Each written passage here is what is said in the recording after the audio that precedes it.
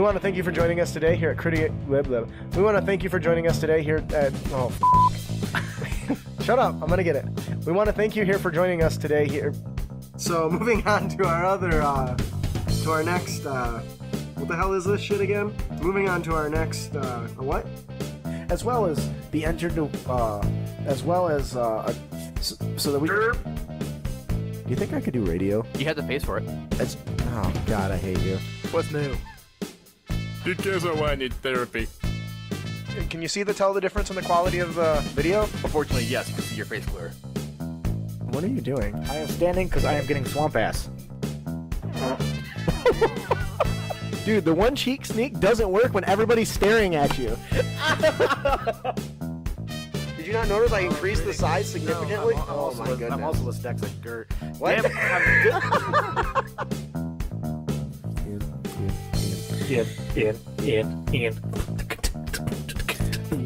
The system is down.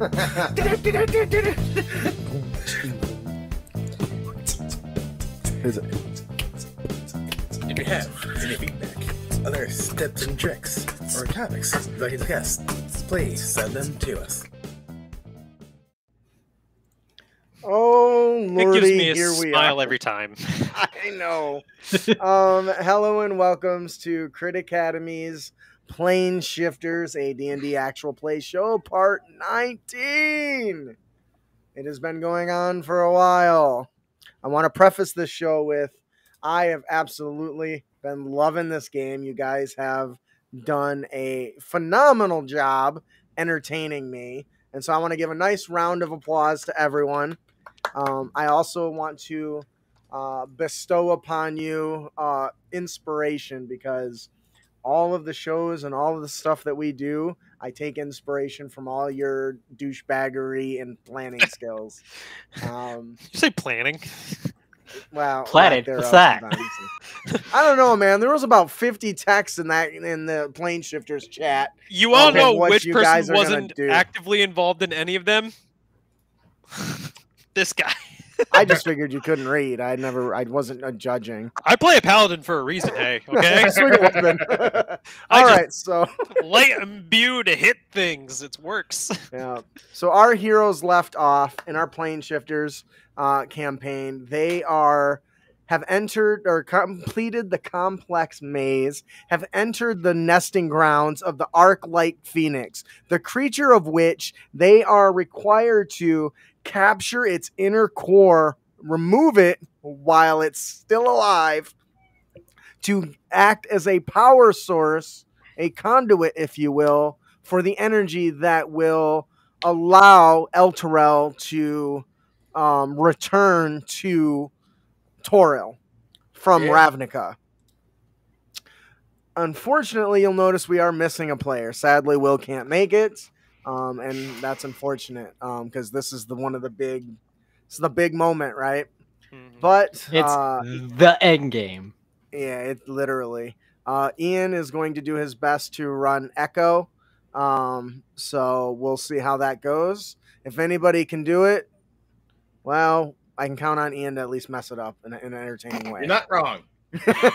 So, the last episode, you guys encountered had entered the location of the nesting grounds for the Phoenix. Not only did you engage lightly in the Phoenix, but you also were in battle with the Emerald Claw, a group of Ravnican guild members. Do you guys remember which guild they're from?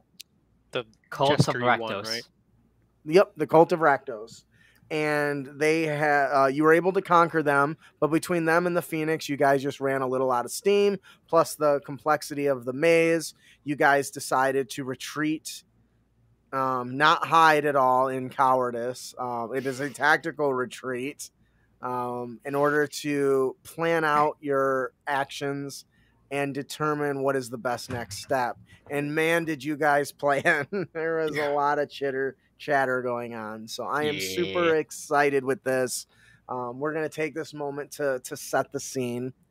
You guys have meandered your way partway back through the maze of this jagged cavern, right? Yep. These twists and turns, marking your way, leaving marks as you make your way. The heat is still taxing on you. It's really making it difficult to get, to focus, and it is taxing on your bodies. So as you guys kind of sit around in a circle and lay out your bedrolls and start busting out your Merle busts out his schematics. Zorax is talking to his sentient weapon, and Garmore is planting something. What is Garmore doing? I couldn't think of anything for a druid. Yeah, I really. He's probably just Admiring the moss. I What was thinking moss? What- silently meditating. Meditating would work. In his meditations, he's just contemplating of what he has experienced in his journey here, putting a bit of his trust in a changeling Echo, despite his past transgressions with his people back in Toril. Got to move on somehow. Yeah. But then in his meditation, he just thought of something, and this dates back to when Merle informed us that there might be not just the Rakdos involved in hunting down the Phoenix, but other guilds as well. And Garber just had a realization, and he looks to Merle. And Merle, What? is it possible that should the other guilds capture the kill the Phoenix or take the arc-like conduit that it has, would it be possible that the guilds would leverage Elturel to their own ends? I have this instinctual feeling that somehow the other guilds would use us, the people of Elturel, as a means to one-up each other because of how weak the guild pact is. Well, I got no freaking clue. Regardless, we won't let them do anything. If they approach, they die. They chose this. Well, I just know if we encounter those demon clown people, we're probably going to execute them on sight. If it's some other guild, some of them might be able to be reasoned with at the very least. Bunch of idiots. It is my hope that there may be a few of those that may help us, but even if they could, their little guild pact prevents them from having all-out attacks with each. When did that arrive, Justin? Sorry. Keep going. Even if they could help us, they can't do so in open conflict with the other guilds. I believe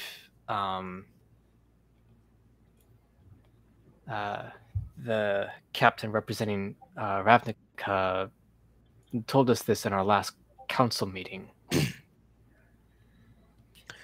Yeah, who knows? And it's not like any of the other guilds have any design plans to go off of. That's true. We should probably try and keep Sweat their... is running down all your guys' face at this point from the heat. You hear, rolling and dropping, stones in the distance. The screeching echo of the arc-like phoenix, the crackling of lightning, the boom of thunder is just filling the entire chamber as it echoes down the caverns. Go ahead. Sorry. Did we take our rest, by the way? I just want to be sure. This is after the assumption is you are either you have planned. Now you're sharing with us what you planned the night before. Mm-hmm. Yeah. So No. what we've Okay. I just want to know where we were in time. That was it. Also, do not forget that in order to seal the power away of the Arclight Phoenix, I have these, and I pull out those giant halberds that I was given that are chained together. I have these, and I need this to go around the Arclight Phoenix. Or alternatively, I guess I could just impale them into the Arclight Phoenix. Well, that's an option, but keep in mind the idea was for you to put one In the was ground. the Phoenix, hook a chain around it, and hit Right. the other halberd on the ground to act as a ground to decrease its electrical energies. Correct. And that way we can use it as an extractor then to pull the spark out of it. Now, of course, we need to get it on the ground first so that for which we can go about it. I have a spell for that. It just depends on how strong it is. Right. Well, And I believe touch Echo with- has some domination abilities that may or may not be effective, but since we're dealing with a powerful creature here, it might be able to shrug it off once or twice. So who knows how many shots we got with that. well, And Echo's ability to manipulate is strong. It saved my life once. I, So, And I should warn you that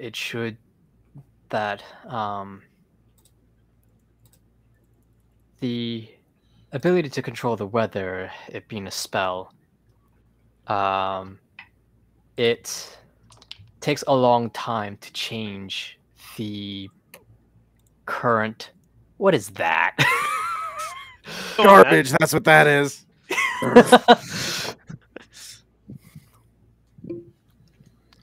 I do understand that your spell needs time, and we will give you time. We just gotta hope it works. I hope so as well. But it takes time. But it's casting the spell. It's also changing the condition of the surrounding weather. That too Right. takes time. At maximum, it could Also- take 40 minutes Out of to character, change one state.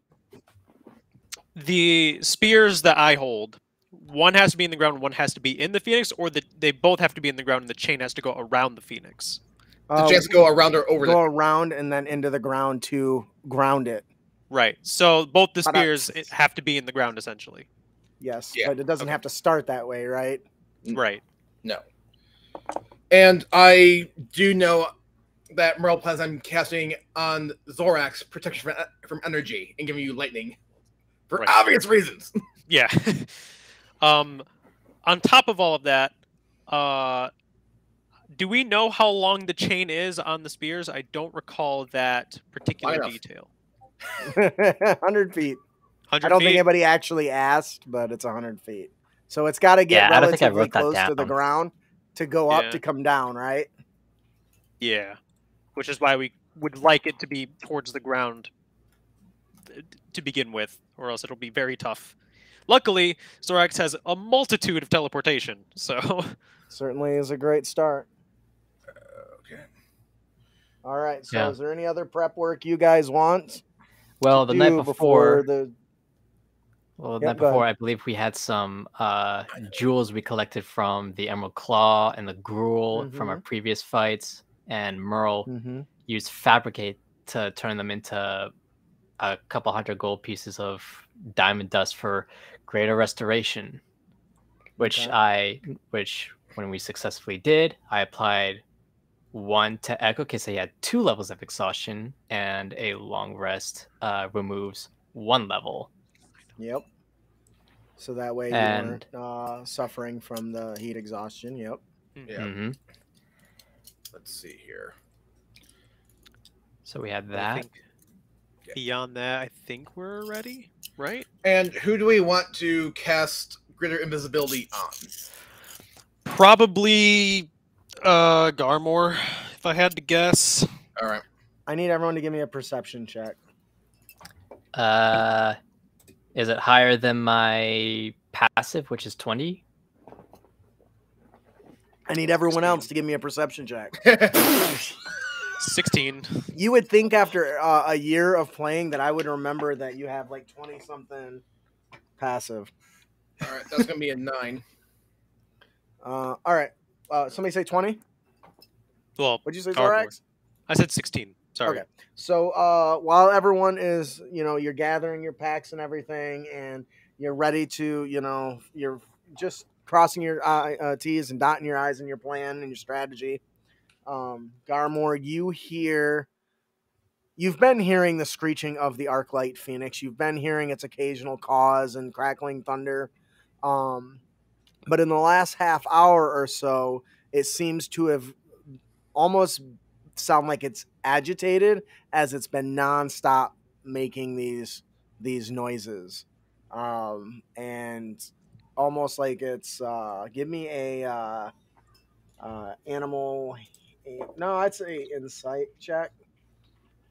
Insight. Let me go over my notes. Let's see. I have. Oh, I just realized I fucked up. What? I mean, everything is great. No, we're fine. Everything's good. It's all good. I promise. No problems here. I believe you. Good. Vote of confidence for my DM all the time. Awesome. I appreciate you. I want you to know. So I'm just making sure my talents are okay. He's gonna use guidance on himself. Wait, why did I roll with advantage? That's stupid. I'm gonna re-roll that. I don't know. Because we assume your character's that good, so you might have something going on there. I don't know. You said insight? Yep. That's a 24. Sounds good. So you can tell that the screeches and the howls and the consistency of the crackling of the lightning and attacks are definitely reminiscent. They're very much a non-random pattern, similar to what you heard during your battle. So the noise you hear, the creature must be fighting with something for the last half hour. We need to move. A long time. We need to The move. bright side, that could just mean that, depending on what we're weakened. playing out, somebody might be weakening it for us. Which means Regardless, I can we third need to move party before them, they kill it.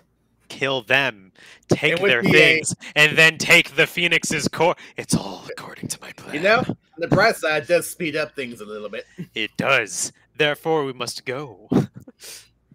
All right, All right. let's move. All right. You guys are on the Murder track. is So afoot.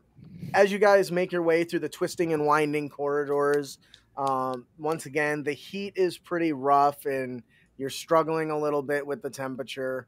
While you were inside the corridors, it kind of gave you a little bit of shelter. But as you break free into the large opening, the gust kind of hits you again and really just your body just begins just soaking sweat. Your armor's gonna rust, and you're really just, it's almost like you're swimming in your own sweat. And as you come out, overlooking the area, the massive, I'm trying to find there it is, my map here. I've got like 30 windows open right now. I can imagine. To be honest, I just opened up Foundry myself so I could use Will's sheet. Oh, that's a good way to do it. I'm going to close that out then if you're going to run him. And mine at the same time. And as you guys exit out, you see this massive gaping cavern, just like you did before, that drops, 100 feet into moving magma.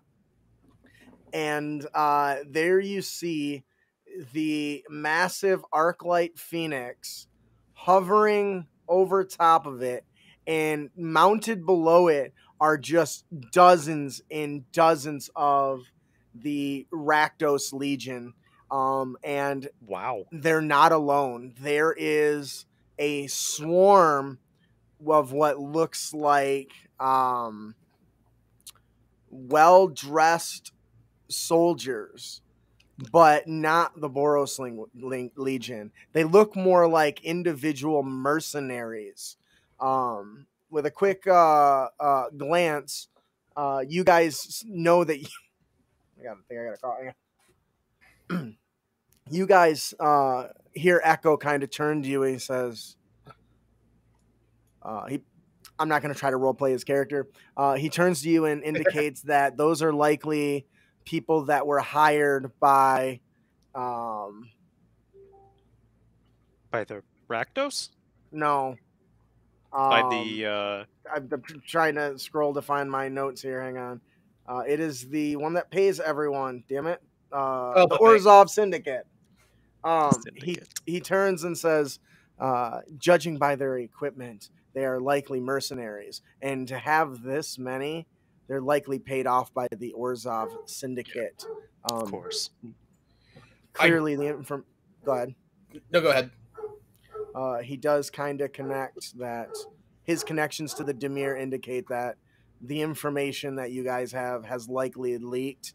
The fact that you guys ran into the Emerald Claw proves that, and now the Cult of Rakdos and the Orzhov Syndicate have large contingents trying to acquire this Arclight Phoenix's core. Unfortunately, go ahead, everyone, give me insight. Does anybody have a high passive? I have a No, high but passive I- of 20 insight. Okay, No, so- but I rolled. Let me see here. Insight. I got a 23. Okay. Or insight. Thorax nose. Mine sucks. Oh. 21 for The- insight for Merle. So And overall, go ahead. And for Echo, it's going to be a not that. Lower. Not Hey, that. this was only a 2. Echo's too busy. Anyway, As you guys approach, you can see that judging from the fights in the barrage of corpses, there are several living lightnings that are just crushing through these military ranks. They are quickly destroying them, and you see that they're just piling in and out from the other end. The creature itself is hailing lightning blasts down on these and wiping out most of their contingents relatively quickly. You can only assume that either the Orzhov are broke and the Rakdos are all weak, or that they underestimated the strength and didn't come as prepared as you in understanding the Arclight Phoenix's powers. And you can just see fried corpses just kind of laying across the entirety of the battlefield. So that means the entire area will be treated as difficult terrain as it continues attacking. You see probably a couple dozen remaining, and in the distance, one of them is this very strange looking jester with like 4 pronged hat with little bells on it, is constantly shooting blasts of icy chills towards the Arc Phoenix, while most of the soldiers are using bows, crossbows, and other things to attack it at range. And you do spot that somebody is holding a large, strange steel container. But at this rate, they are doing a little bit of damage, but not as much as you would have hoped, as the creature is just swooping down, and the screams of these people is just echoing throughout the entire. It's like in an anime when like the giant laser cuts through everything and they all just get shot in the air, and I'm just like, oh jeez. That's exactly Just like, wow, this is what what is happens going when you're on. not the protagonist, huh? This is a Yep, bad that is time it. for these guys. not gonna lie, if I Absolutely. saw it, we described large group of enemies like so kung fu rules, right? The more there are, the weaker they are. No. Also very good. All right, so as you guys enter in, the creature is Okay. has several of the soldiers pinned. I'm going to use one giant token to represent them, Sure. because I really don't want to spend hours trying to track this. So Like, Oh, And they're sure sure that, there's buddy. nothing to do with the fact we did mob rolls the other week. yeah, that's Wow. dude. That's exactly what I'm doing. yes! We did the horde rules, right? So we got Giant one big monster here, right? All right, and for the all right. record, I do want to establish that from our location to where we were to here, that Merle did create his turrets, Okay, that's And a probably- safe. and I can definitely see Echo wanting to cast greater invisibility on Garmore. How long does Yeah, that but last? it takes 10 minutes to for me to cast control weather. So we At can minimum. we will assume that you cast that before you got here.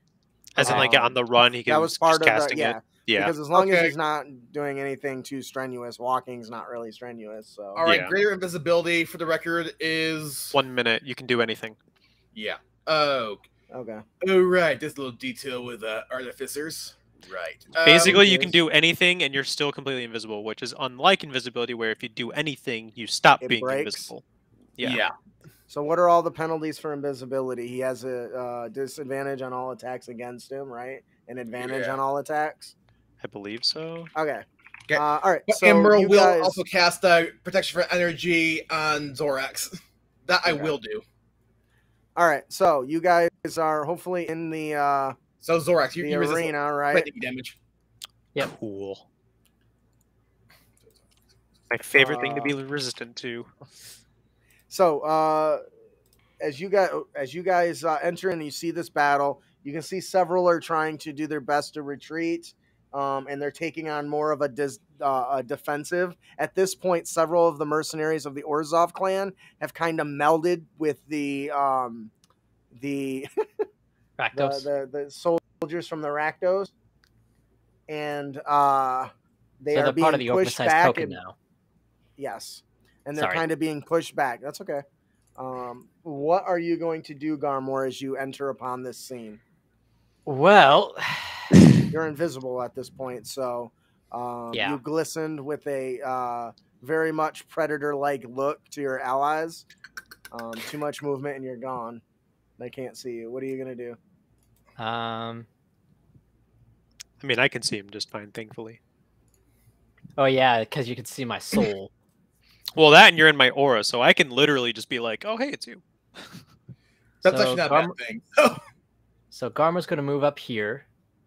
He can't really do much at the moment, except for Just keep me on try concentrating, friend. yep, keep Now, on concentrating. So as you begin, you kind of wave your hands a little bit, and you're correct me if I'm wrong. Are you making a specific effect on the weather to reduce the ions in the atmosphere, or whatever, to reduce the effect of the lightning? Is that correct, or something like that? Yes, but I fear that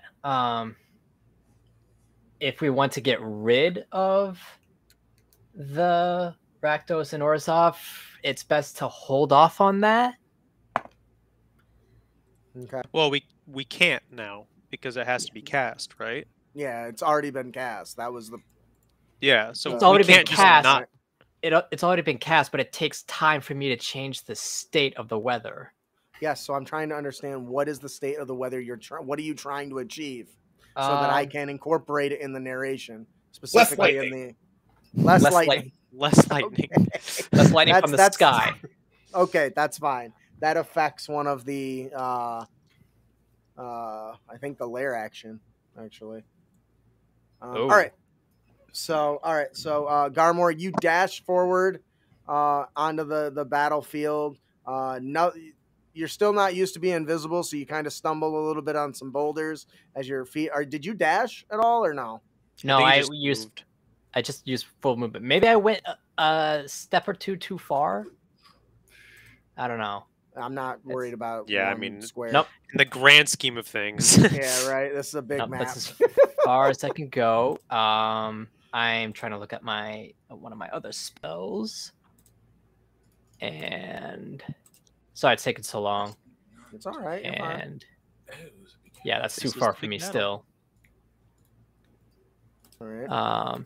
I really can't do much from this. We're too far right now, but You can dash. yeah, I guess I could Or dash. dodge. You can dash. You can dodge. You can hide. Dodging is always good too. Never underestimate dodge. Yeah, I'm gonna take. I'm gonna I'm take the pretty dodge sure- action. Oh, okay. I'm pretty sure that. Yeah. All right. So, Merle, Garmor begins rushing through combat. see And my- the only evidence of that is you see footprints like breaking skulls and bending armor as he's just kind of strutting over some of the fried soldiers, trying to get his footing straight. It's hard to Respect. walk with invisible feet. What are you going to do? Well, Merle's going to do the Merle thing, and let's see Okay. here. He's going to flutter up about 20 feet or so in the air. And just so we're clear, we want to take out these idiots that are harassing the Phoenix, and then take down the Phoenix. Am I right? Yes. I believe that is the goal. Excellent. Excellent. All I right. love that. Causing And then- mortar fire. And I'm trying to figure out a good way to indicate that I'm 20 feet up in Owlbear Rodeo. There's a you can click on your token and then put next to label, just type something like 20. Oh, you can literally just okay. That's interesting. Works for me. Yeah. All right. So you don't want to cast any other spells like mage armor or anything like that? Oh, of course when I cast other spells. Okay. Just so not mage armor. so you jump you jump in and your spurs light up and you sail into the sky. Anything else? Oh, did we roll for Echo? We did. I- well, It's 12. I put it in chat. I remember that just now myself, so. I was gonna say I didn't think I didn't. Yeah. Anyway, so Merle is going to, at the mob, blast him with a firebolt. Are they? They're beyond 100 feet from you and I right now. Obviously, the firebolt Definitely. has a range of 112. Let me measure quickly. I think there's a ruler you can use. I'm getting there. There we go. Oh yeah, that's way over 100 feet. Because 100 feet barely goes over the first bridge. Yeah, Yep. well, I guess I'm Same. moving more than. All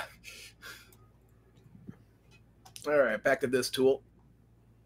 1, 2, 3. Okay, started here. 1, 2, 3, 4, 5, 6, 7, 8, 9, 10, 11, 12. All right, so that's double movement. And I Okay. believe my turrets don't have a range of that either. Nope. No, force ballista, as long as I'm within 120 feet as well, which I also don't think I'm in range of. Ooh, just outside it, by the looks of it. Yeah. Sorry, corner here. Actually, no, I make hit it exactly. Nice. Okay, so two shots from the turret. just fucking. What? Smells slow. All right, that's going to be a 29 to hit Yep. and a 16. On the group, right? The horde. The horde Yes. of guild members. Yes. Yep. That's gonna hit. And together, that is going to be 22 plus 12, so 34 force damage. Okay.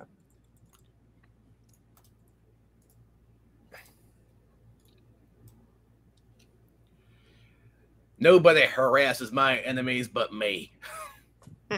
All right. So as your little turrets, you leap into the air, your spurs activate, you zip through the air. The heat kind of throws you off a little bit as a rush of warm air rushes up out of the pit, and kind of you tilt a little bit through the air, but you get yourself. Your turret climbs out onto your arm, and you release several little blasts, skewering several of the soldiers. The Rakdos, you definitely see more than a few jester hats clink to the ground as your blast smash right into several of them. And one soldier does manage to pick up his shield and kind of in just in the nick of time and deflect it as he kind of looks down at the Rakdos. One of the Rakdos nearby look up at him, and he just smashes it in the face as it's trying to get up from a wound in its shoulder. Anything else? For the time being, I'm going to go with no. Okay. Zorax, you've just witnessed this barrage of strikes from Merle into this crowd of soldiers. They're trying to battle this phoenix. It's high in the sky, easily 100 feet or more into the air as it's bellowing and releasing crackling lightning. What are you going to do? So I move forward, and then do I sense any souls? Because I remember I got stun locked by 4 bricks in here, and I can see. Yeah, I removed them because there's this far out. You're one less. Yeah. No, you're good. I'm pretty sure the Rakdos dealt with them in some capacity at this rate. Then Yeah. I am dashing. That's why I ended up removing them. Yeah. I was just like, oh yeah, they would have ran into him already. Dashing through the cave, getting killed by Phoenix, there. and a pair of gills who want to use us all. And then I am going to Misty Step, so I can go another 30 feet after that. Nice. So you guys are quickly trying to close in.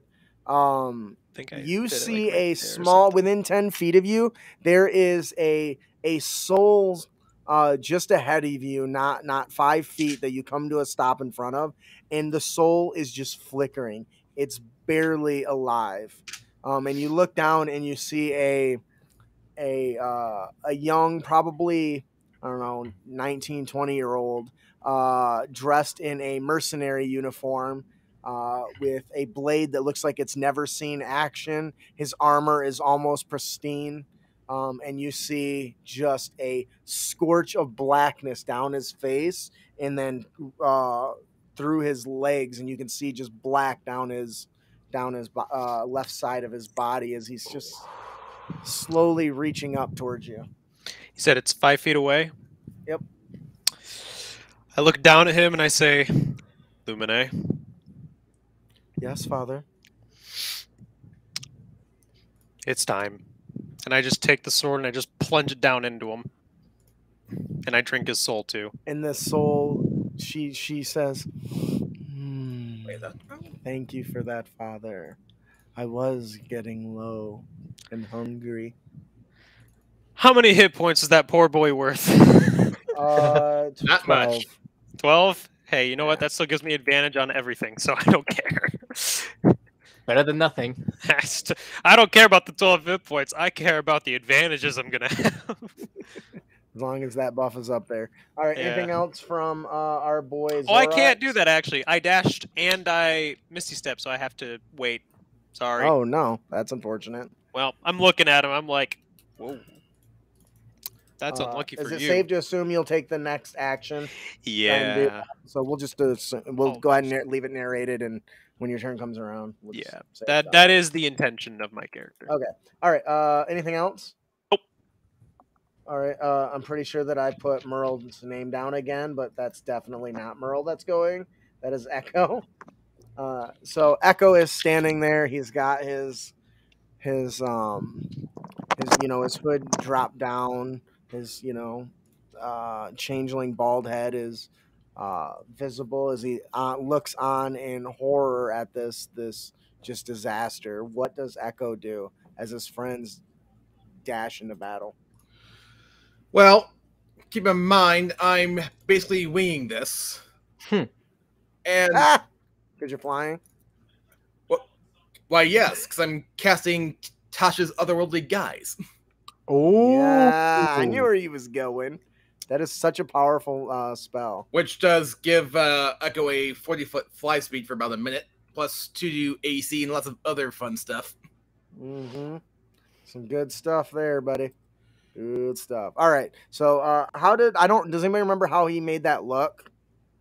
I think it's like a shadow veil encompassing him with like a pair of dreaded wings sprouted about behind right. him. That does sound right. That does Okay, sound like something so- he would do. Sorry about that. All right. fine. And so that instantly he grows these sparkling or these translucent wings. Anything else? I see 1, 2, 3, 4, 5, 6, and he's also going to take flight. I'm going to put him 10 feet in the air. And I don't think there's really anything he can do at the moment per se that can be of use if he casted a attach his otherworldly guys. Because bonus action spells and all that, because otherwise he could have potentially used a wall of fire. Right, right. But we can keep that in the back pocket for now, which is Right. okay. And I guess we'll move him 30 more feet. Put him just behind Merle, because doesn't want him to quite be in front. Okay. So less than 30 feet, but you get the idea. I do. And I'm going to keep things simple and end it there for now with Echo. Let's keep it simple, my man. I like it. The horde is ducking behind, and they duck behind cover immediately, and the up in the sky, the Phoenix begins crackling energy that streaks vertically in all directions and sends bolts of energy crashing to the ground from a big storm cloud that you now see is slowly beginning to kind of. You're certain that when you first saw it, it was big and thick, and it does look a little lighter as the lightning comes crackling down. I need dexterity saving throws from everybody. Ah. And I am not within Zorox's thing. Correct. Actually, Wait, I have the dodge action. Yeah, Dodge! you It have- grants you advantage. Yeah. Which is half damage. I just rolled a natural 20. Ooh, nice. I rolled a natural 1. I'm glad I got that out of the way. What about Echo and Merle? All right. Is protection from energy concentration? Yes. Ooh, makes sense, I guess. All right. So for Merle, dexterity saving throw, that's going to be a 12 altogether. And Echo, Does that include my bonus? it does not. Which is what, at 5? So 17? gonna Actually, do it. oh no, you're in the air. Never mind, you can't get it. Why? I'm near you, right? It's 20 feet. And you're So? 20 feet in the air. So I'm I within mean- 30 feet of you, right? It doesn't go to 30 feet. Though. It goes to 20 feet. Oh, we're still Are you- good then. Okay, yeah, that's fine. If he's 20 feet above you and within 20 feet, that's Guys, fine. keep in mind, Okay. D&D's But is it's- grids, not Euclidean. Right. Yeah. Oh, right. Okay, never mind. We're good. All then. right, so it Yes, you doesn't get it. matter at this point because the thunder comes crashing down anyway. Yeah. And the DC is, 21. So Yeah. as the lightning comes crashing down, striking, you instantly see several of the groups of soldiers diving behind boulders as chunks just explode in a crashing ray of crackling energy. Boulders are exploding around you. Corpses are going flying off the edges.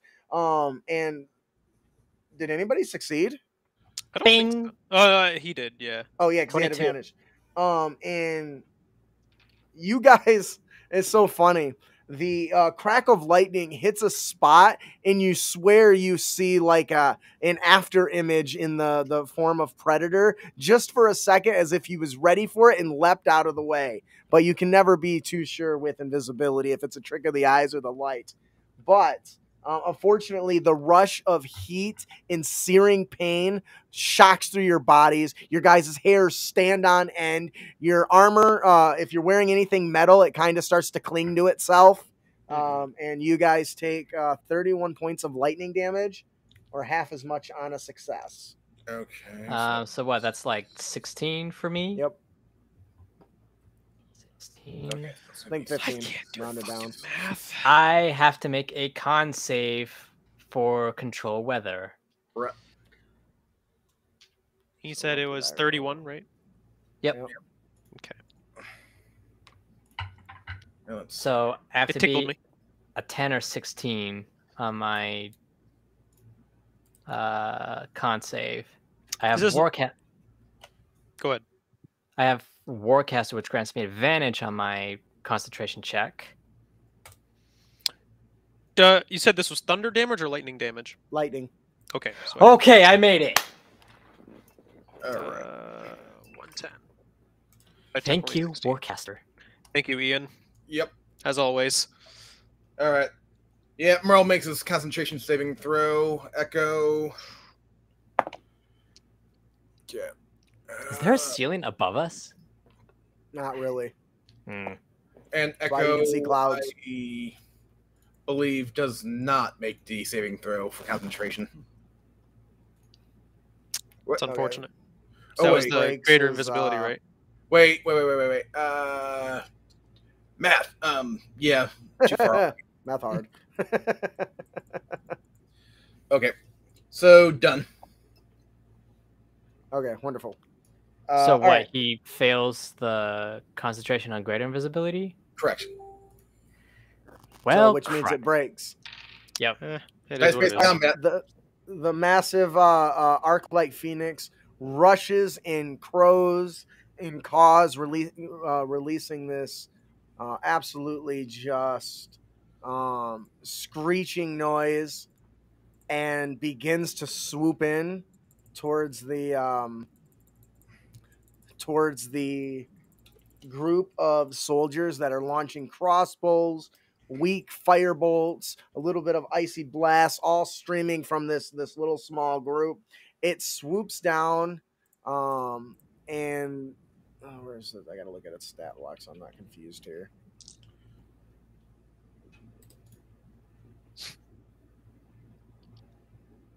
All right, so it zooms down and swoops through them and then back up. Unfortunately, I can go up 40 feet now. And as it just kind of flies through them, you see several of the Rakdos and the Orzhov mercenaries just begin like searing in their armor, being cooked in their armor as it flies back up. You see several people retreating. You notice that I should probably roll for this, so it's just one way or another. Okay, so you see the one person with the box as it's swooping back up slowly start to pull the arc-like phoenix to it. And it ends up a little bit closer as the box he's holding is drawing it in slowly. And you can see a bit of a smile, a smirk on his face, Garmor, through the cluster of battle. This person is wearing a large Orzhov eye patch, and he has quite the glint of success on his eyes as it's being pulled towards him. And as his hair is standing on end, as part of his body is charred. What are you going to do? All right, so just a quick question. That means the Phoenix is 30 feet in the air? Yes, above the platform that they're standing on, yes. Okay, I just want to double check you weren't accidentally broadcasting his health. That's why I was asking. No. Yeah, no. Dang it, I'm too far away. The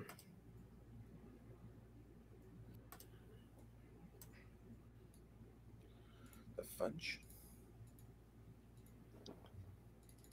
Yeah, the best I could do is dash right next to Zorax at the moment. And Garmor points out to Zorax is gone. He's going to say something to Zorax.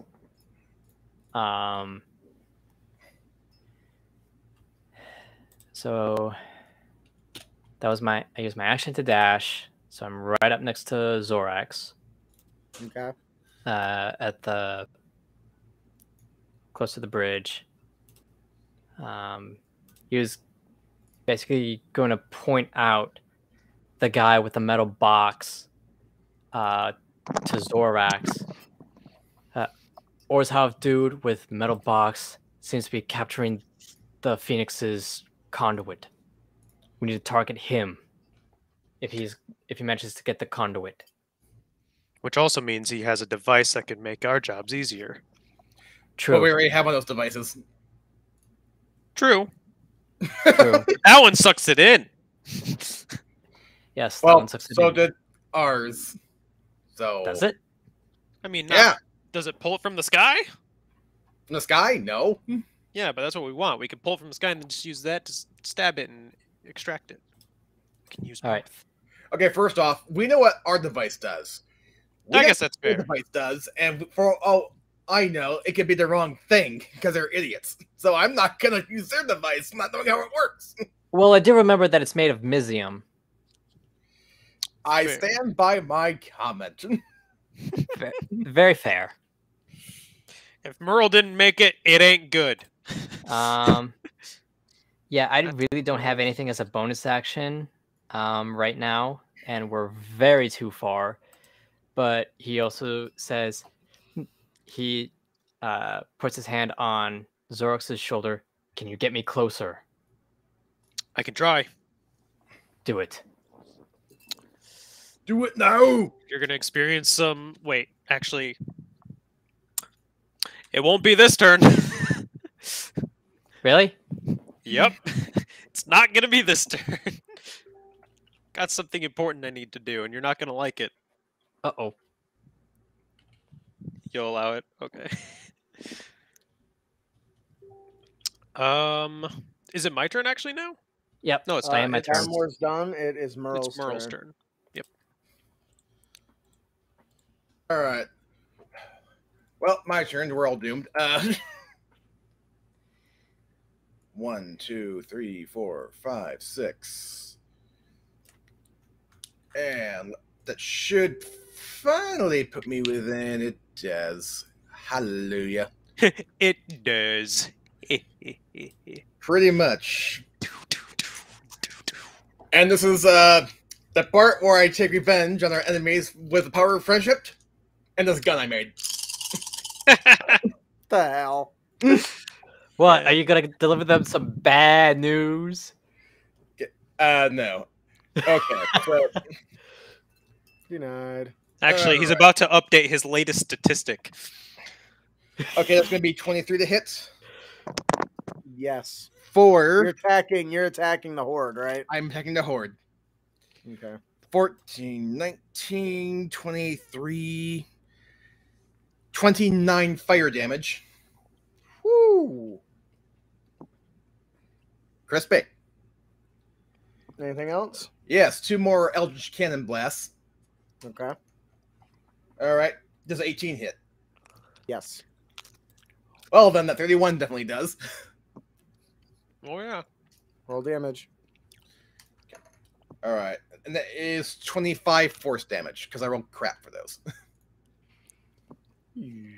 Several Oh, of the Yes, they're technically knocked back 5 feet per shot, and I remember all that crap, but I don't want to knock them back either.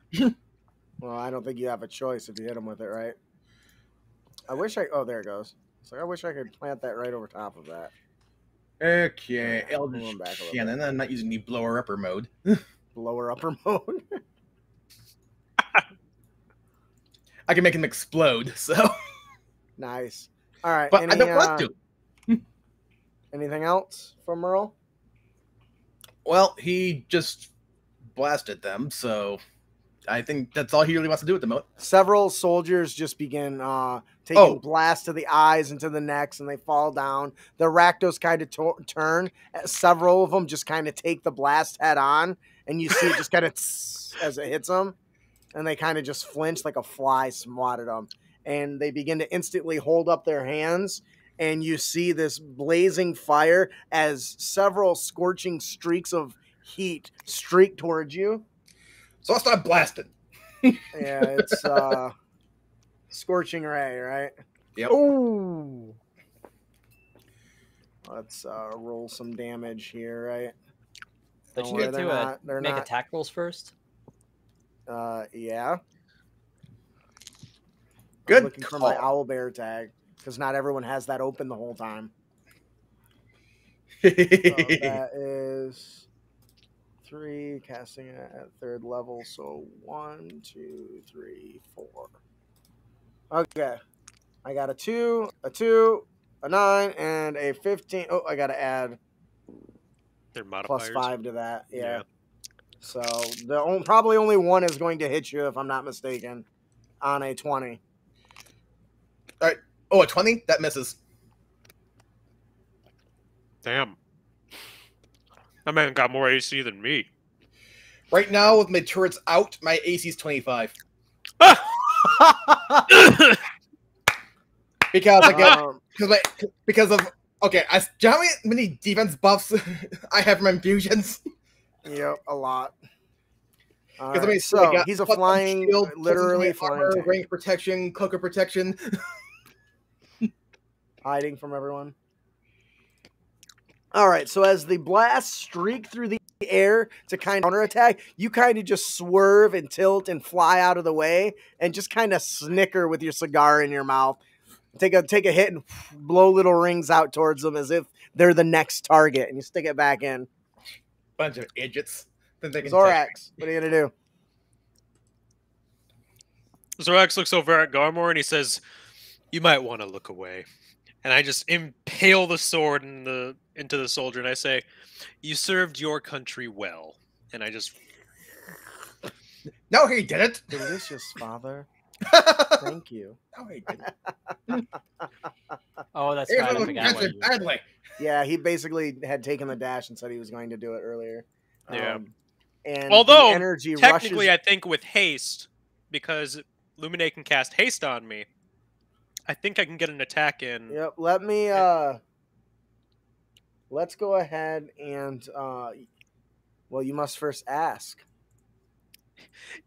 This is true. I love this little mechanic, Lumine.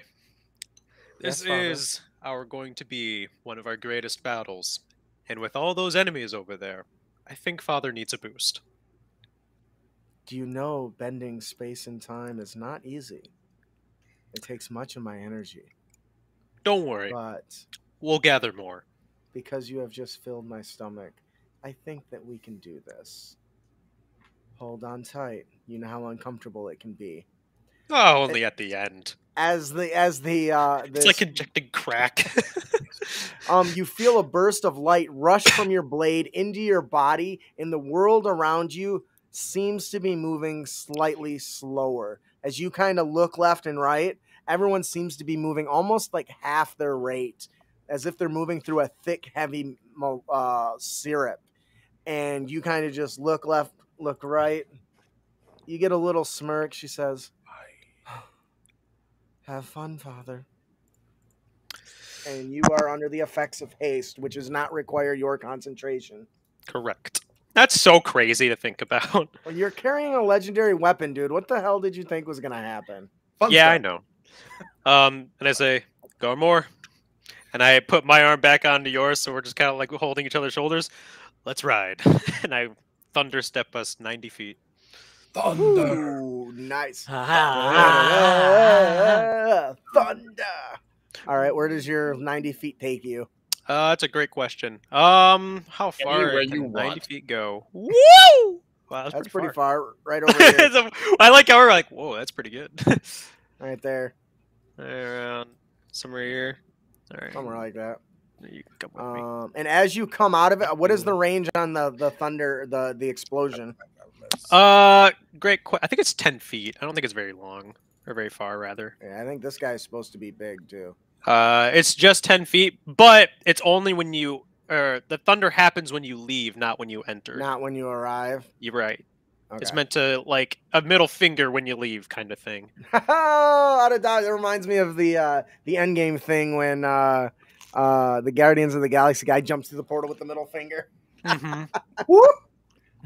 Can't remember Chris character's name, but Chris all right. Pratt. So Chris Pratt's character. Anyways, so as you kind of appear in a loud kind of a sonic boom as you arrive, kind of rocks the ground below you. As you look back in the distance, you see a small crater where your thunder left an imprint, and several of the corpse of the guy you trained just kind of ragdolled about 10 feet in one direction, Just falls Leaving into the pit. leaving an open space. Yeah. All right. And That was your movement, your bonus. I used my action, which was the thunder Ow. step. Yep. My other action was to Da-da-da. stab the guy. I still have 60 feet of movement. Remember, it's half movement because of all the corpses. Well, okay, regular movement because I'm hasted. I have a bonus action, but I don't really have any. I don't have anything that I can use that bonus action on. Paladins. Who needs bonus actions? Don't need them when you can just hurt things. I'll just stand next to Garmor for now. Okay. All right. Echo. Ask you, Merle. Right. Because He forgot, didn't he? Because someone else's turn. All right. That's all right. 1, 2, 3, 4, 5, 6. Why is that even doing the thing? Anyway, the distance here is, I'm gonna guess, is a grand total of not helpful. Because I don't think the range for that is enough. Nope.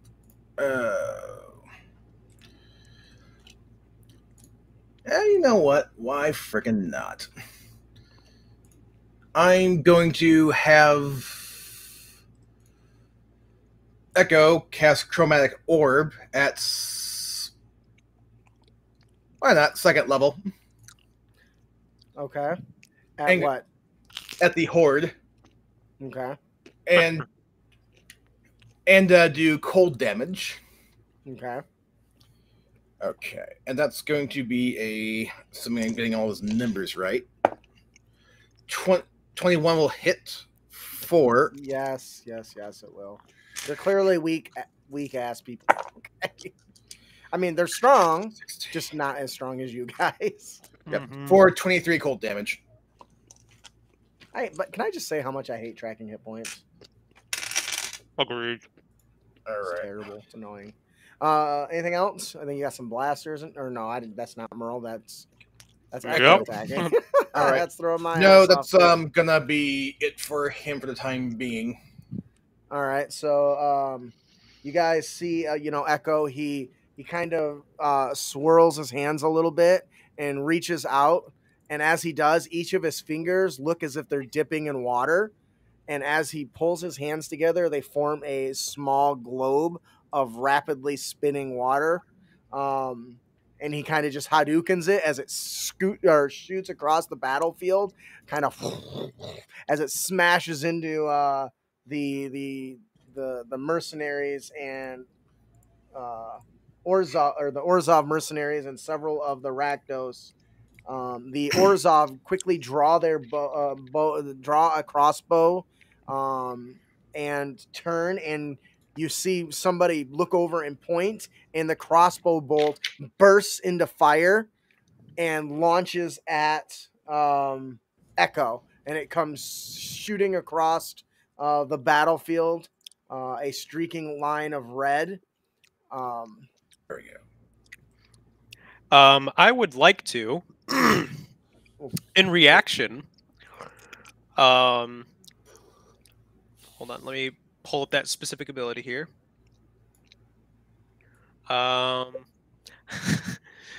Is he within 20 feet of me? I Is would he say so. actually? That's an unfortunate day for him. So he needs to make a charisma save, Okay. or else he gets pulled right next to me. Oh God! He failed. Now I need a soldier token. Yoink! As he gets ported next to me, my hand is just on top of his head, and I say, "Hello." Does that affect the attack He roll can- at any capacity? It does not. It Okay. it essentially just interrupts the attack because it's as Okay. they're assaulting me. They can make the attack action again, but now he's just next to me, and Okay. you know. Are we moving Echo, or are we just leaving him to dangle back there? Can he reach? I thought I moved him 30 feet. Did I move him 30 feet? I have no idea. Just looks like he's You kind of did. far away. I'm gonna move him 30 feet. We did teleport 90 feet, admittedly, Yeah. and I moved 90 feet last turn too. Yeah. I mean, it's 125 feet, so. Chip. That's about right. Anyways. All right. So, yep, he kind of, you open up, you kind of glance at him as you see his arrow light on fire, and he releases the bolt. And as soon as he does, a shadowy portal opens below him, and he drops in it like portal style, and then Mhm. pops up right next. I'm very. You guys remember the teleport that? Is it that? Damn it! One of the Mortal Kombat characters used to just bounce from one side to the other. Oh, Noob Saibot. Noob Saibot, yeah, Yeah. just kind of and pop up coming out the ground next to you, and you see his kind of confusion on his face as he looks around and realizes that he's been yanked from his little militia, and is kind of a little startled at this point. He's got a big gruff beard and looks like he hasn't shaved in a while. He's kind of older now that you got him up close, but the arrow is still striking towards Echo at a 19, sorry. Okay. Dang it. Should have better prepared my spells. Why? What's wrong? I don't have a big AoE spell. Yeah, well, we didn't think we needed it. We thought we were fighting a giant bird, but suddenly it's an army and a giant bird. I would just like to point out that you guys were well aware that this was a possibility if you retreated. Yeah. And that is true. We I was did. gonna say, I think I made that very clear. Yep. That it was a race, and you guys decided to take a nap. And also, the one who brought it up the most was actually Garmor. That's fair. Dun, dun, dun. That's very Like fair. my stew, the plot Mhm. thickens. I'm just jabbing at you, that's all. All right. Anything? So, what does Echo react to this thing going at him? Like a shield spell or anything? Sorry, that's what I'm waiting on. I know Ian's not used to controlling Echo. Yep. So I moved him up. I cast a spell. I said I was done. And then he got a shot Yeah, at arrow him shot at him, yeah. as a legendary action at the end of All his turn. At the end of his turn, All right, and he So- has a AC of 17. So so it's Which going means to it hit hit. yeah. +5. That's not safe shield or anything like I that. don't think absorb he elements? has shield or absorb elements. No. Okay. Well, that makes it a lot easier then, doesn't it? He's just gonna eat it. Yeah, he's gonna take 13 points of piercing damage. Okay. And where's my D? There it is. And 1 point of fire damage. Hey, you know, that 1 point could mean something later. Right. All right. The horde, or the barrages of the attacks just kind of continue flying. Now they've spotted you guys, so a flail of arrows comes over at from the horde, launching out at all of you. I need dexterity saving throws, please. DC 16. I succeed. I have +5 because of Zorax. I rolled a That's the 24. wrong guy. That is certainly the wrong guy. Wait a second.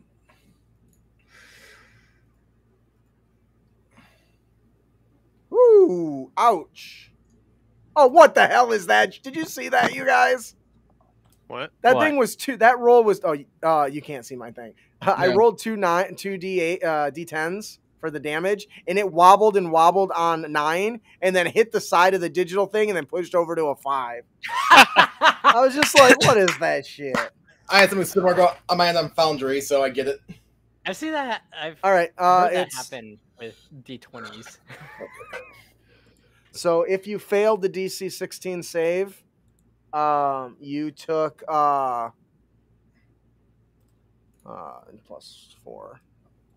What is that? 14, 18 damage, piercing damage, and half as much on a success. Okay. See Zorax just put up an arm and like he uses that energy he got from souls and just it all just deflects around him. Oh, that is awesome! That's it. I It didn't love even that. didn't even break the little shield he got. He just stood there, Another just con went. save. Don't even feel it. Another con save for Garmor. Yes, Uh-oh. That's a and- low damage though. Yeah. low damage. So would I bother with it? It'd be 10. Did you? It'd be 10. 10. Do So I have that's doable. Garmor's thing because I'm concentration? Garmor's what why? thing? Garmor's what? You mean Zorax's? Yeah, you have my benefit. Yeah, it's a saving throw. It's all saves. Yep. So So I you have if you roll advantage because anything, actually, can you even fail it? What's your con? What's your con save? Like modifier? Ooh. +2, but I just rolled the stupidest rolls ever. A 1 get and a 2 +7 with right an now. advantage. Oh no, you lost it. So Yeah, so I lost control weather, you guys. Oh, that's funny. I Well, can't if it believe makes that. you That's feel better, crazy. if it makes you feel better, you were able to reduce the lair action damage by 2 before you lost your concentration. Well, the effects will probably still be ongoing for a while, so. Yeah. Well, I rolled with advantage, and my highest roll was a 2 plus 2. That's 4 plus Zorax's Yeah, benefit. That's plus 5. Not gonna do Yep. it. Hey man, one arrow just Sometimes. managed to clip you real good, and you're like, damn, what? Yeah. It distracted you just enough. To No, go- wait! I have inspiration! Oh yeah, you do have inspiration. Should probably do that. Yep. I hope he rolls the 3. Wait. Wait, yeah. Well, if he rolls a 3, he succeeds. That's the thing. Yeah. He just can't roll a 1 and a 2. It's 10% to fail. Okay, 10 naturally. Okay. Okay. All right. No, it sustains. It sustains. So, an arrow hits you right in the cheek as it skitters by, and you flinch, but you almost lose your spell begins to slip for an instant, and then you quickly bring yourself back into the feeling of dispersing, of letting go, as you are slowly beginning to trying to disperse the clouds in the area within like a mile. Right? Is that what it is? Something like that. 5 Yeah, miles, it's- actually. 5 miles. It's big. And as you kind of to reaffirm your focus, you quickly look back up, and the clouds are slowly getting lighter and appear to be breaking apart ever so slightly. It is so slow, but it might be enough. Yeah. All right. Anything else? No, that was just for my saving throw. Yep. That's I think that's it for That the was- horde.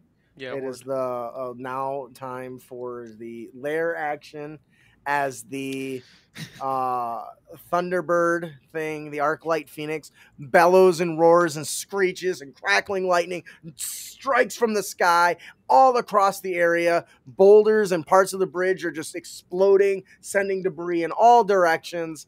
I need a dexterity saving throw from everybody, please. Again? Yeah. 17 natural, so I succeed. 17 total? And that's with Zorax's benefit. Yeah, the DC is a 21 though, so well, It no, is I lowered it because you're Oh, you're breaking it yeah, slowly but so surely. 20. So it's a 20 now, or 21. It went down 20. 2. What did I say it was? 20. It's 21. Well, it was yes. 21 originally, Now so it's is it 19? 19, yes. Okay. Well, either way, both Merle and Echo fail, so. All right. So as the lightning comes crashing down, the crackling energy, the horde scatters again. People are ducking behind dead bodies, fried, scorched flesh. They're jumping out of the way, doing what they can, but unfortunately, the damage caused by the explosions of energy are sending rocks like bullets at people, and they're being knocked off the edges and fried and pebbled to death. Mhm. Everyone that fails takes 27 lightning damage and half as much on a success. The 14. 27? That's what I rolled. On a fail. It's half as much on a failure. What did I say? It's 27 was the total damage, half as much on a successful save. So I took 7. So it went down from 7d10 down to 5d10 because of the control weather. Man, Echo's down to 32. Okay, Layer I think we action's need- just ruining him. Merle's not much better. He's at 43. Oh, I can feel it. But the group is quickly shrinking in size, and they are losing members. Several of the members are starting to get concerned, specifically the mercenary. They are realizing that no amount of money is worth this and begin fleeing out this direction here to escape the battle. So what we'll do is we'll shrink this, and we'll treat this as two groups, as they are Mhm. trying to flee now, as they are making their way towards the edge and trying to leave the battle. The creature, the living lightnings begin to move. Finally, I added them to to the initiative now, and they are going to attempt to release crackling gouts of energy that streak in a straight line. I actually think they can pass through somebody and hurt them too. No, that doesn't say anything about that. All right. One is going to attack the line of soldiers, so they need a save, and the other one is going to move in a way to attempt to catch you guys here. I don't think it really needs to move much. 100 feet. I don't think it'll get Merle or Yeah, Merle's pretty Echo, far. but I think it's going to get this entire group of people here. It's going to Oh, catch the soldier that was teleported, as well as Garmor and Zorax. Dang. As the oh god, that guy's dead. Is that supposed to be a save? Zorax, the gods just stole your kill. The lightning dude stole your That kill. motherfucker. I needed a recharge. Oh no! I only got 12 HP from it. I've been taking shitloads of AoE. How much did we funny. take?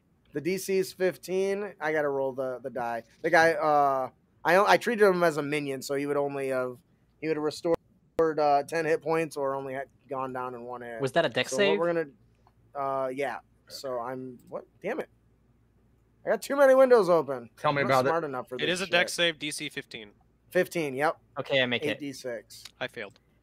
8? 1, 2, oh no, 8d6, not d8. 1, 2, Yeah, I 3, failed. 4, 5, 6.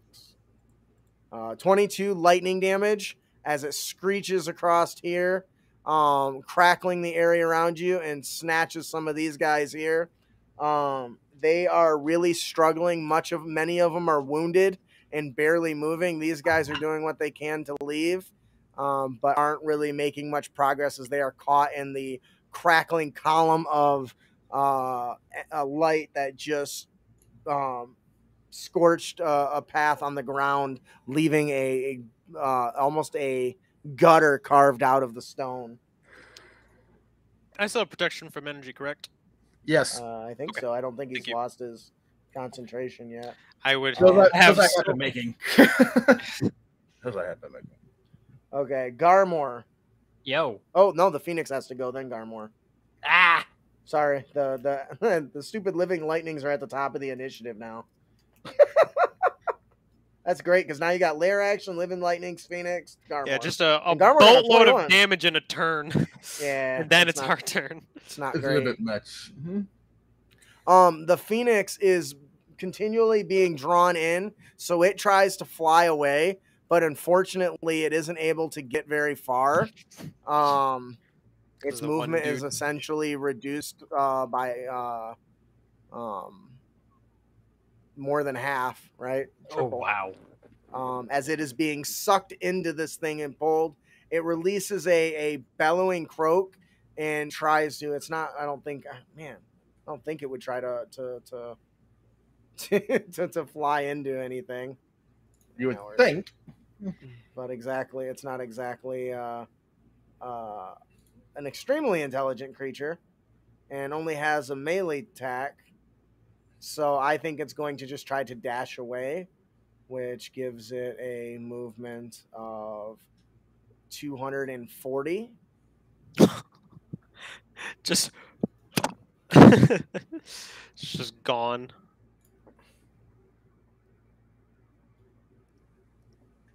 I think that's probably 80 feet of movement it can do. So we send it up to 20, and let's take it up another 40, so 90 feet in the air, and it's going to slowly try to move away. And at this point, you see Garmor notices that the person with the box face kind of twists and contorts and shouts to one of the nearbys, "It's too fast! Slow it down!" They continue to pelt it with arrows, and most of the arrows that do manage to land are almost like hitting an invisible field around this thing, as the metal heads seem to be repelled from it instead of drawn to it. That's just a fancy way of describing its AC, and no special abilities, just so you guys know as players. All right, now it is Garmor's turn. Oh. Okay, I need, as a player, a gargantuan-sized token. What kind of token do you need, or what is it you changing into? I am turning into a Brontosaurus. Of course, you're turning into a giant dinosaur. Yeah. I love it. I mean, wouldn't you? I mean, if I had the ability to, I mean, why not? Oh, I think I got a good token here for him without having to try and create a new one, I think. I'll give him this one here. Boom. How big is Gargantuan? Is that 3x3? I think that's 15, right? Yeah, I think that's 3x3. Where's Garmor at? There he is. Right below Zorax. There you go. And move your Gargantuan token off there. and you can use this one. is 20 by 20. Yeah, I was just What? thinking huge, I think, is 15-15. You are a big boy. Which for some reasons the size cap in 5th edition. Or larger, it says. It says or larger, yeah. Or larger, so Yeah. technically it could be bigger. As you see a golden green energy as Garmor pulls upon the natural mana in the area, his body glows bright, and then instantly, with a lot of standing next to you is this giant thing, and the entire bridge trembles and creaks underneath you. Dun, dun, dun, dun. I just want to imagine Zorax is like looking away, but because he has that aura perception, he's like, oh yeah, Zora or Garmor's right behind me. Everything's fine. What the hell? He just has to take the moment to like look behind him actively, be like, am I seeing things? That's funny. It's just a So- whole dinosaur behind me. Garmor is... Okay, hang on. Let me check the distance with these guys. Oh, I can only whack the 2 living lightnings. So he is going to use his tail and make a melee attack against one or both of them, if allowed. One or both of what? The living living lightnings. lightning. Yes. I don't know what the I- it- Brontosaurus does. It has either a stomp or a tail attack. I think the tail's a knockback, right? No, Or just an attack. Okay. Yeah, I Yeah. would say that it's the range. What is the Brontosaurus's attack? It's range? 20 feet. Oh yeah, I'm gonna say you can get those. Definitely. get both of them. Yeah. Or I'm sorry, yeah, it's still 20 feet, yeah. Oh, it does say one target for the tail, though.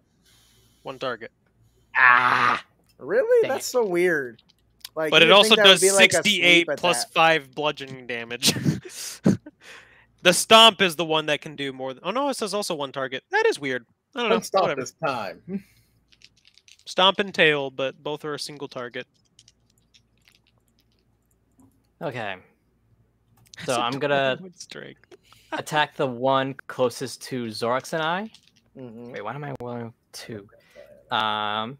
And that is a 9. Are you serious? 9 total. That's not gonna do it.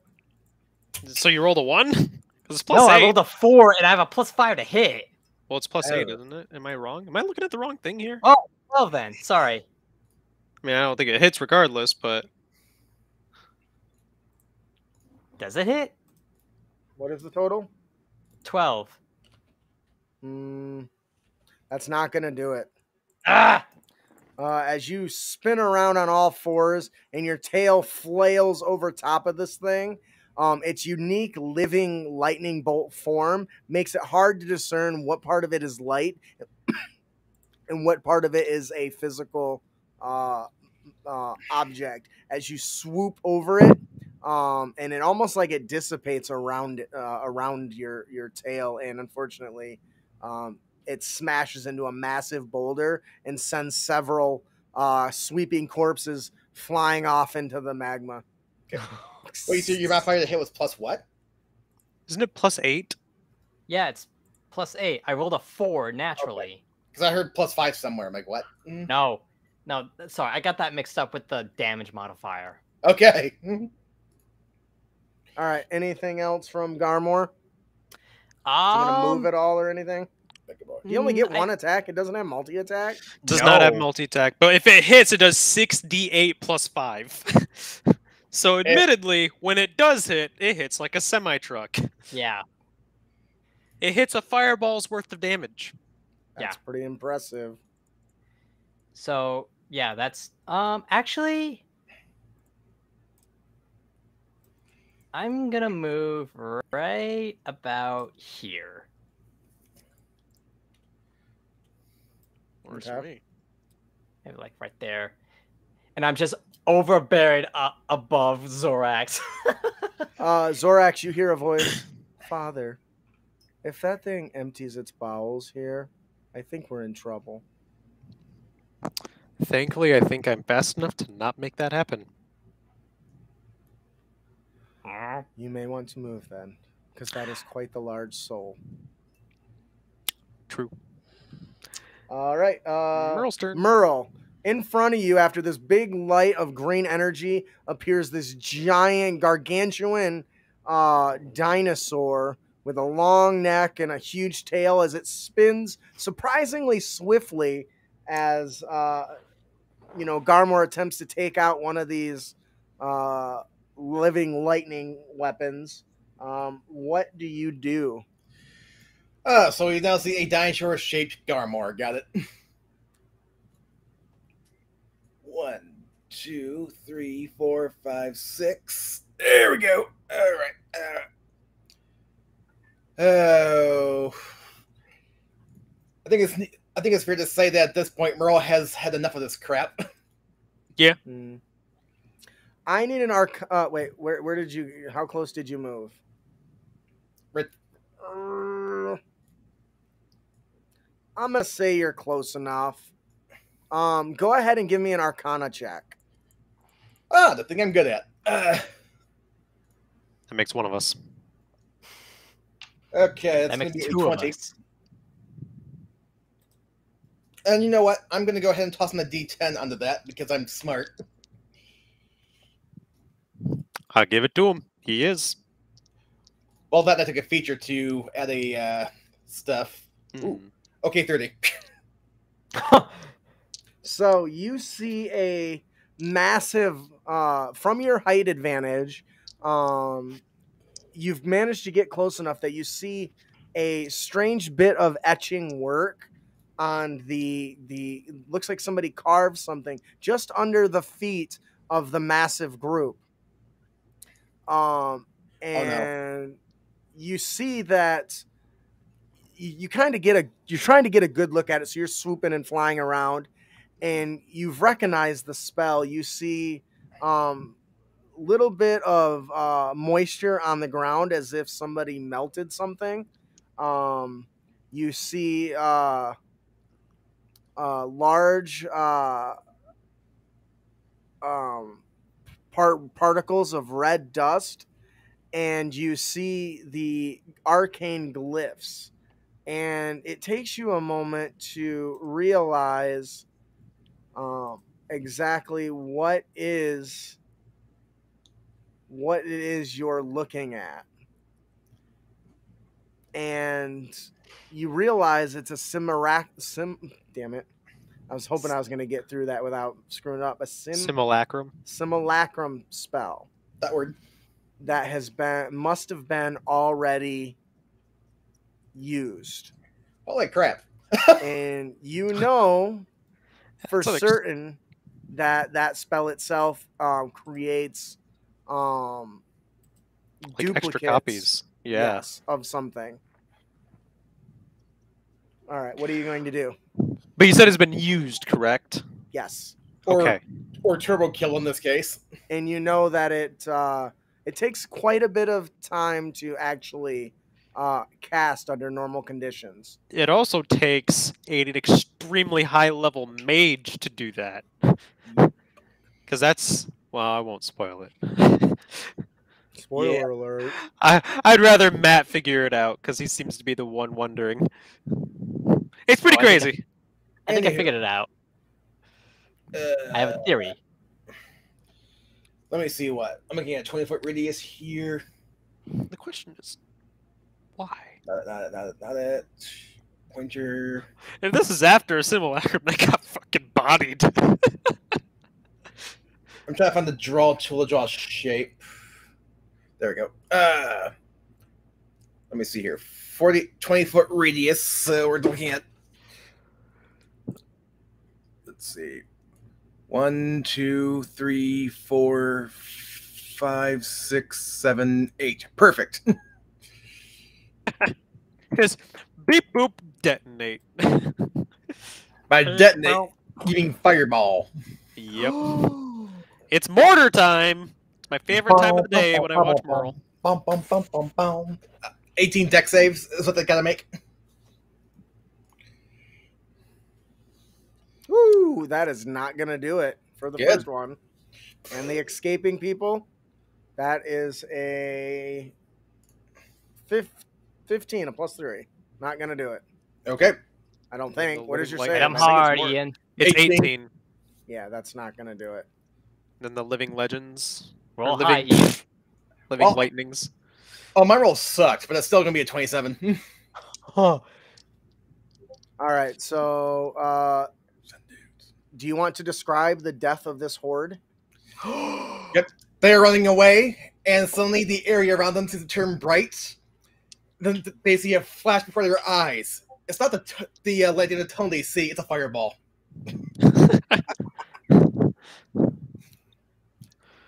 As they Hey guys! I feel like. Guys, it's launching its lightning attack. Oh no, it's too soon for. That's really good. I like that. Okay. What was that? How much is that damage? 27? 27, yeah. Yep. All right, and guys, do we want to prioritize the horde, the lightning guys, or the phoenix at this point? Both horde and lightning. All right. So second lightning thingamajig, which I believe is how far away from me? Enough. I'm going to fire it twice with my arcane turret. As you look on, go ahead and finish your turn. I'm sorry. Yep. 16 on lightning and 22. To hit Yeah. on the arc light on the Phoenix, right? No, the elemental. Oh, the Thing. elemental. Yes, that's gonna hit. In that case, I'm targeting the far one. Okay. That's going to be a total of 29 damage altogether. Those are two very different rolls. And knock back 10 feet. Okay, I say because my first damage roll was 9, and my second one was 20. I see. That's not quite. It big does enough. happen that way. Just how it goes sometimes. And that's force damage. So Oops. All right. And I believe that's really all Merle can do on this turn. So as you release several blasts at this thing and have just wiped out, there's nothing but cinders remaining. Sweet. One of you see the soldier that had the box drop kind of to one knee, and with a flicker and almost like some sort of mirage disappears, and there you see a dark elf woman standing there with a Demir sigil etched into her forehead. And Echo immediately shouts, "Tiana!"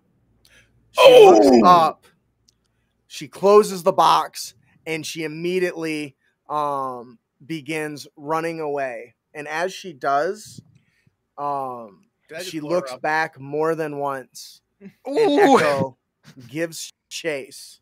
Oh. I'm going to give her a mini. Ah! For a half second, I'm like, Oops. did I just blow up his wife? I was gonna be like, oh no! We did big bad. You see that her outfit is singed and scorched. She's carrying the box and is dashing away, and quickly dashes into the group of soldiers that are trying to escape. How stable does this bridge look? Not great. You are like a We might want to let that ton horde of go. Just meat. saying. We want to let them go? That I mean- group. we don't want to blow up Tiana. I'm gonna allow. Is your perception skill the equal to the beast, or do you still have your normal perception skill? I retain my mental stats even in wild shape form, so Okay. unless Damn. the beast scores and proficiencies are higher than mine, which is impossible for Right. something So like this. I'm gonna give you the opportunity because you have such a passive, but I'm not gonna just give you the point. So I want you to give me a perception check, DC 20, to determine if you can spot which one is her as she puts on a new glamour in the group. Give me Like one. essentially, he's seeing the shape change happen Yes. in real time. Got it. And his perception is so high that I felt like I owed it to him to be able to actually Attempt try something. to attempt to track it. Yeah. Because I'm fucking benevolent like that. Don't you forget it. Yes, you are. I don't have advantage on perception checks, but I do have my rugged outdoorsman, which allows me to add a D12. These talents are so good. I like talents because it really lets you guys shine in those moments where your character should be the best. Yeah. Let's see. That is a 31. All right. So as she places on a new glamour, she goes from her black and blue Demir outfit to blending in as one of the jesters, as they all wear similar uniforms instead of a unique the mercenaries. And she holds up the box, and you see it shrink down to about the size of a quarter as she sticks it in her pocket and looks back one more time as Echo gives chase. Echo will be using all of his turns to dash and try to catch up. Sure. That also means you won't have to track him so much, but he still will take damage from the lair action. Well, that's not good because he has like 20-something HP, I thought. 32. And he's very far away. Remember, it's half movement to run, so... Does he have any teleportations? No, you would think so. Doesn't he have like 40 feet of flying movement? Yes. So he can fly and he can avoid the difficult terrain thing then. All right. Very least. Shit, whose turn was it? That was Merle's, right? Because he fucking scorched the earth. Yeah, he sent a lot of people to their early graves. That doesn't be a Merle thing to do. The horde is moving away, and he has... if he's going to catch her, he needs to get there within 2 turns. I don't think that's possible. I know. It depends. Oh. There's potential, but because he's so far away, that very likely may be true. So, all right. Okay. And they are firing barrages and shooting back. So everyone in the giant brontosaurus, I'm gonna totally give my boy here 3/4 cover just because there's a giant dinosaur blocking his way. So Zorax is like hiding behind dino I'm just like, tails holy right now. shit. Oh, kitty. I mean, a raw thing everybody seems to forget, if you're fighting through guys hitting another guy, they get partial cover. So Yep. everybody forgets that rule, even Except me. for, does that apply to saving throws? It does. It does. +5 to dexterity saving throws. No, that's Nice. 3/4 cover, not partial cover. That's +2. Half cover. Yeah, half cut. Wait, am I half cover or 3/4? I'm giving him 3/4 cover. This thing's gargantuan. Yeah. I'm just talking about the difference between half cover and 3/4 cover. That's all. Yeah. I don't Cool. want you stuck on me right now. Am I making a dex save? Yes. I'm making a dex I don't save know as what well. it is, but I made it. It doesn't. 11. 17 piercing damage if you fail on a DC 16. But it sounds like you didn't fail there. Yeah, I Uh, succeeded right on the mark. Okay. I got a Several of them. 28. So you're gonna No, take 30. You're gonna take half of 17, so 8 damage. And okay, Cat, I'm sorry. I love you to death, but you're hurting me with your damn claws. Can't do that. You need to let go. So, Baby No. girl, come on, let go. eight, Let go. 8 damage, right? That's what I'm taking. 8. Come on. Echo made it at the very I least. guess I'm gonna be fighting for this and not lose. So I guess she's staying, and it hurts really bad. Yeah. At least sit on my big gut so that you're not clawing. Ow! Cats. Yeah. What are you Yeah, gonna you're do? hurting me. Wife, I need your help. She's literally dug into my flesh right now, and I can't get her I off. used it already, didn't I? I'm sorry. I need your help. Huh? Could you please spare a second of your ever so important time? There's a cat like I don't care. 1 point piercing damage for a 5e cat is bullshit. Mhm. Ow! Ah! Or about how 4 cats can kill a peasant. Yeah. Take her. I love you to death, but Wait, that's a topic? Yes. of course. All right. Whew. A little warm and toasty in there. That really hurt. I'm bleeding. So I'm actually in a battle while you guys are pretending to be in one.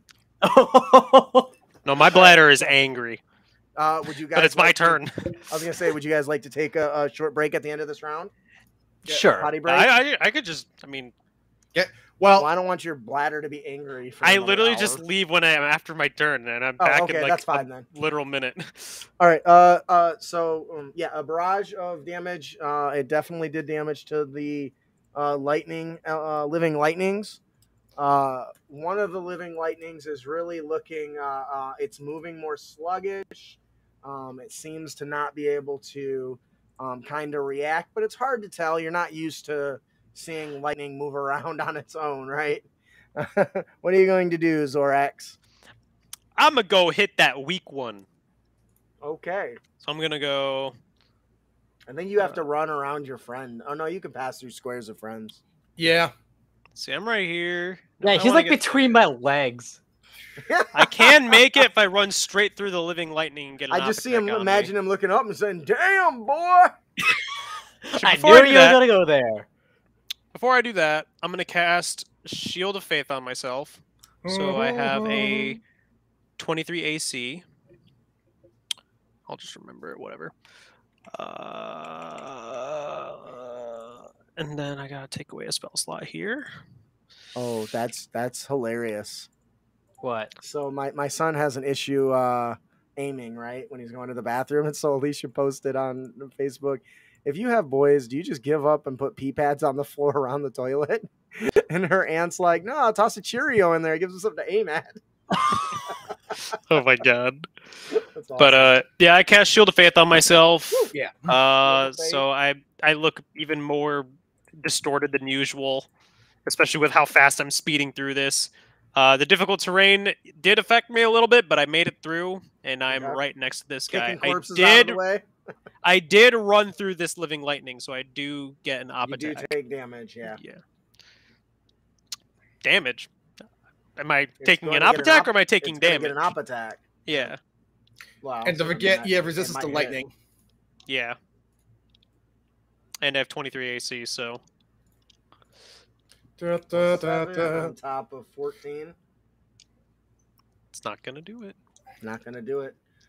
It lashes out with a streak, a single Okay. bolt of lightning.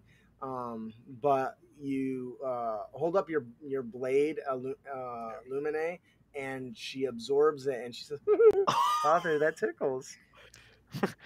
Well, I'm glad it only tickles you because it hurts me. And I attack the this thing Okay. 3 times, I guess. Does a 20 hit? I don't know. I don't know what these things AC is. Okay. Has a 20 What not about hit an anything 18? Ever? What about an Yes. 18? Is that it? Mm-hmm. Okay, so all 3 attacks hit. Because I'm hasted. And I'm two-handing this thing, so that is... I gotta do math. Hold on, guys. I'm so sorry. Math is not gonna be pretty. Math is hard. Calculator.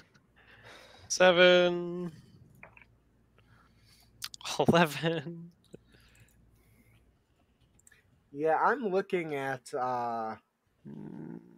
Echo, and there's no way he can catch up. Yeah. For 42 slashing damage. Whoo! Total or from one attack? From total. And then God. I gotta add all the infused smites. Yeah, he's not gonna hurt. catch up, so Smite, I'm just baby. gonna pull him off the board. For another 14 radiant damage. Really? Yep. So that is a total of 56 damage. How does it end? I'm just like... Garmor probably hasn't seen me hasted in a hot minute, so I'm just like way faster than usual, just slicing this thing down as I just bring it down overhead in one big slice. And then as I do that, it just all just gets absorbed into me. And you're moving so fast, it's almost like you have a trailed after image following you. I'm How out the many- flash. Or How no, many hit the points do I reverse have? flash. I am totally picturing Zorax on meth right now, and that's not a fun mental image. It's not. It's about to get crazier. How much temp or HP was its max HP? Oh yeah, it's max HP, or how much did it have left? Max HP.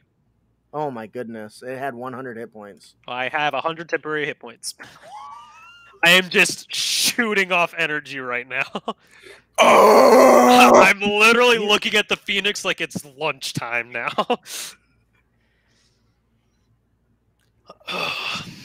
Woo! That's my turn. I am yoked. Well, keep in I'm mind, sorry, if I you're gave you the hasted, wrong get one. 3 I attacks. gave you the hit points of the Horde. The Living Oh. Lightning had maximum of its normal, which is 60, 10 plus 24, which is in fact 84, not 100, and I do apologize. That's okay. So my Okay, that's still less take it. absurd. I will still take it. It's just a little less absurd. Yeah. Okay. There's minus 16 on that. I don't even feel it. All right, anything This is the else from character. Zorax? Nope, that's it. I used everything. All right.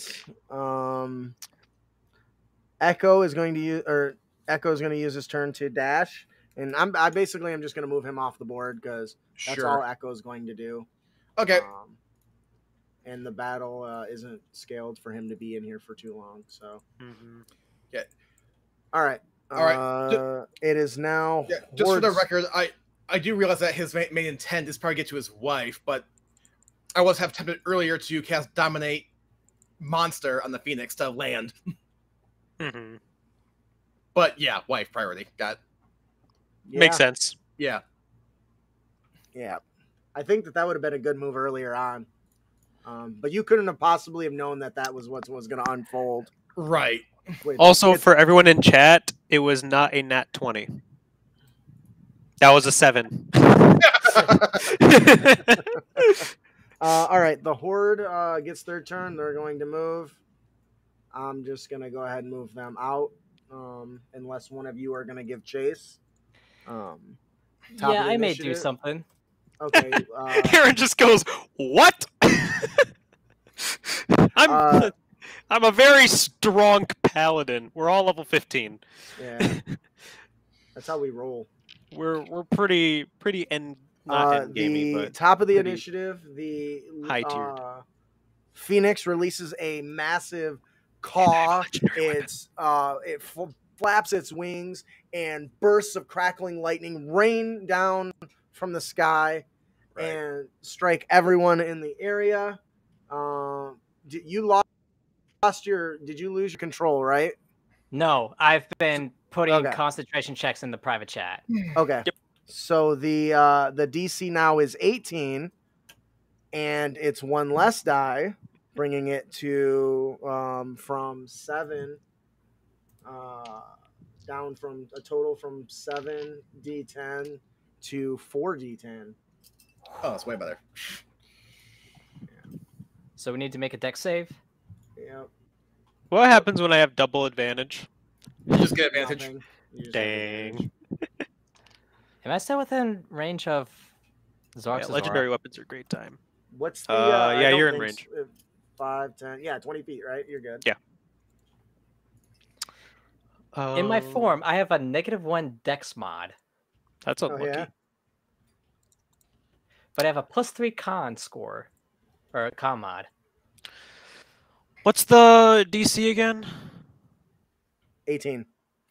It goes down 1 every round he concentrates on that spell, as Yeah. the clouds that the Phoenix is and using, the storm clouds that it's using to enhance its power is kind of drifting apart because of Garmor's Well, I weather fail. changing power.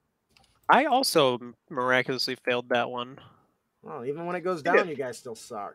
Keith, I'm a giant brontosaurus. Yeah. That explains why he's so slow. Actually, oh yeah, Oh, they have a smack speed of talk. 30 I feet for love some it. odd reason. Well, they are giant. Giant, right? But 1 step is the equivalent of like a small, The small dash or whatever marathon. else, right? Yeah. All right. So on a successful save, you take half of 21. On a failed 21. Cool. Lightning once again crashes down. That is a total. Hang on, I got to add something up because it's very important here.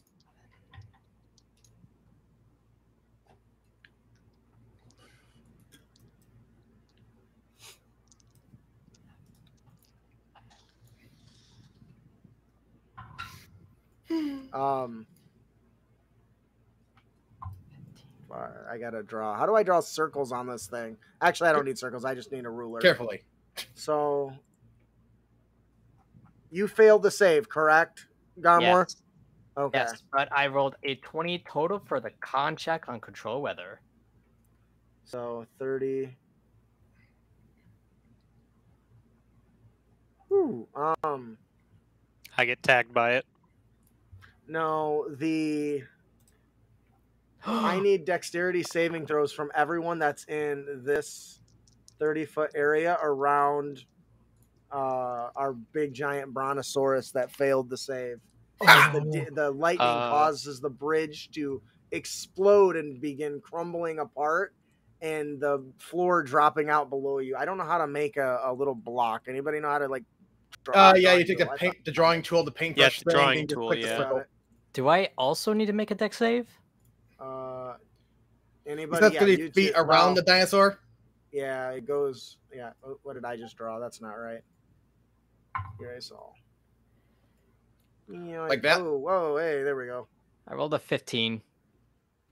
All right. And I- the area begins to No, wait, break that's a apart. We 20. need something to stay up there. This area. Dang it! This does not work the way I keep thinking it's going to work. There Yeah. we go. This section right here.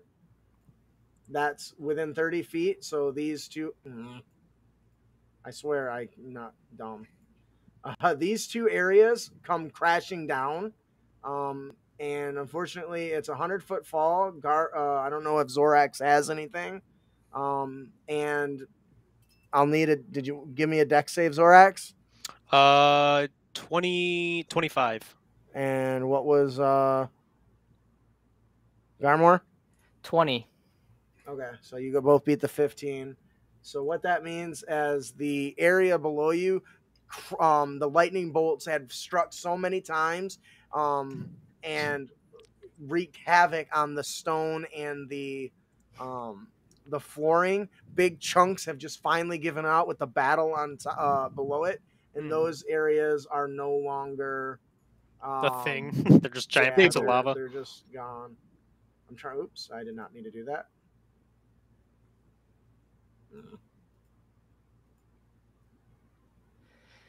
we go. Yeah, those areas are gone, and that's going to push Garmor or Zorax.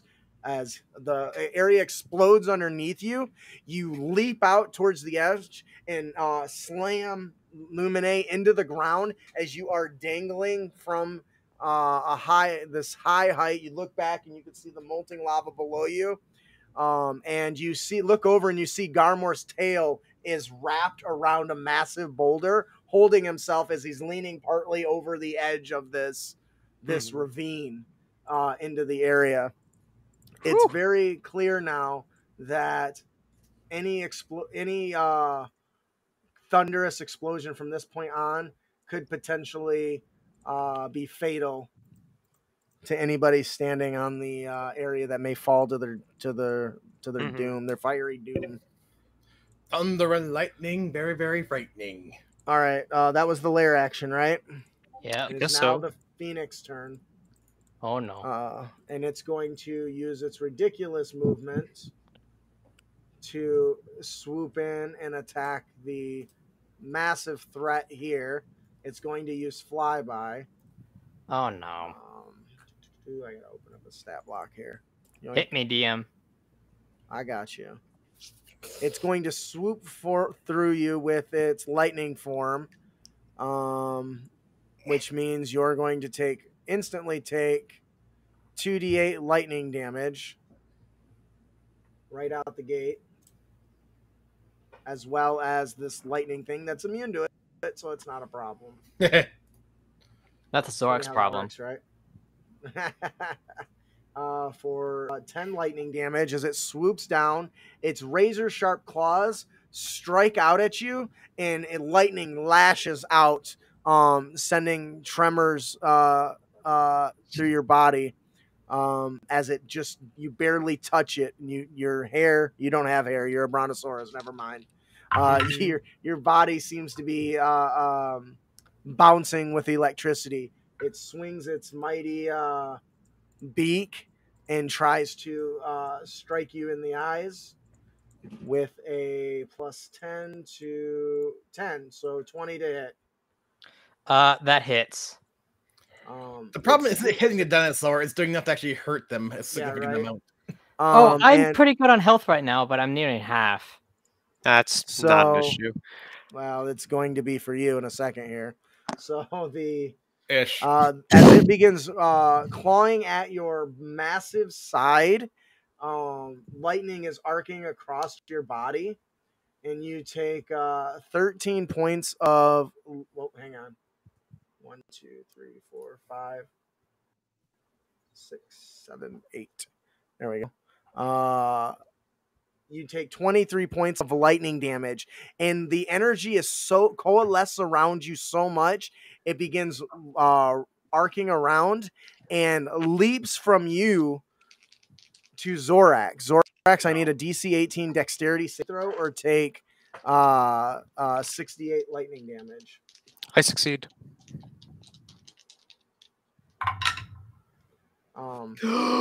And as it flies away, it flies out. That's now going to be 50 Oh feet. no. And you're going to take 2d8 as it passes through you, Zorax, for 7 lightning damage. I got some saying bad oh no news, you for? guys. What's Yes.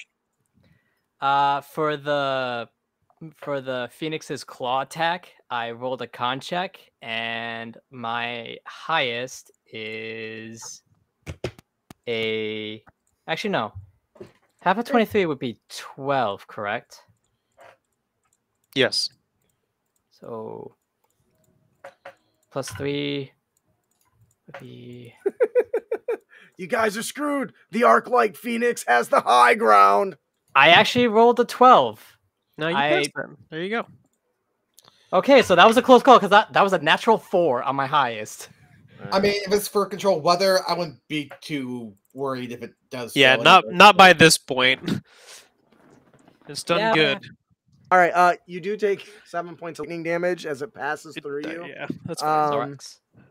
Zorax, the living lightning is going to take aim and shoot a perfect bolt of crackling energy this way, passing it right through our Brontosaurus Garmor and Merle with loud sending shockwaves in all directions. I have completely and utterly lost my stat blocks. Don't do that. Uh-oh. I separated my tabs out of the one window, and it's throwing my ass off. I have to put them back where I mess up. There we go. All right, so I need dexterity saving throws from each of you. For DC is only 15.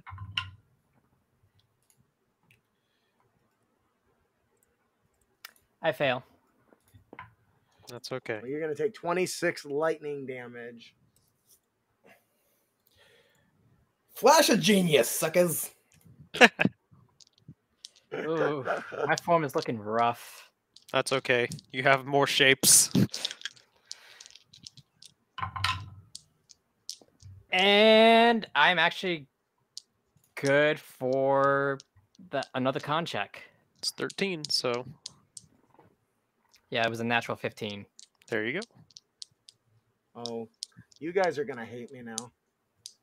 What are you So doing? as this thing is releasing gouts of lightning as it moves around, it slowly begins to move and shrink in size. And as it does, it disappears from sight. So I'm kind of torn. I want your guys' opinion on this instead of just ruling it myself, because I think this is a good opportunity. The lightning creature can fit through a 1-inch gap, right? Mhm. Okay. So there are 1-inch crevices all through these. You can see them on the map, right? So Yeah. the question is, since it's moving down and through a small hole and shrinking, does that still provoke op attacks? I don't see why I wouldn't. I mean, if we're seeing it get out of our sight and it's actively trying to run Trying away to from swing us, at it? yeah. All right, then you'll both get an That's a op flyby attack. attack. I'm not Zorax, going to, because if I stop, I'm going to break this platform. Although, do you have flyby attack? What about you'll do what? If the Phoenix is flyby attack, though, does it mean it moves by attacks and does not provide opportunity It attack? specifically doesn't provoke op yeah, attacks. Yeah, it has the flyby mechanic, yes. Then no. Well, I'm not talking about the Phoenix. I'm talking He's talking about the living lightning. That's living standing lightning between right two here, though. people. Oh, Right here. That's what he was referring to. oh yeah, So if it's I'm moving away, then totally. Yeah, Oh. go ahead and give me 2 attack rolls then, as it's trying to. I crit it. Of course you do. Yep. Well, I have advantage, so Well, let's go ahead and let our Brontosaurus make an attack too. I'm not going to, because I'm going to break the bridge. You're not hitting Fair the enough. bridge, you're hitting the All dude. right, go ahead and roll damage there, Zorax, as you try to slay this living construct of lightning. construct. I forget that it's just a I hate construct. that it's a construct. It needs to be an elemental. Yeah. So when I hit it with a melee attack, so I can smite right now if I wanted to, huh? Yes. Yeah. Hey guys, guess what time it is? Don't you dare. My o'clock. It's time to smite it. That's definitely the best time to do it. Yeah, we'll bank that on there. I'm gonna use a 3rd level slot. Oh. I don't think I have enough d8s. I think that's Enough like dates? 4d8.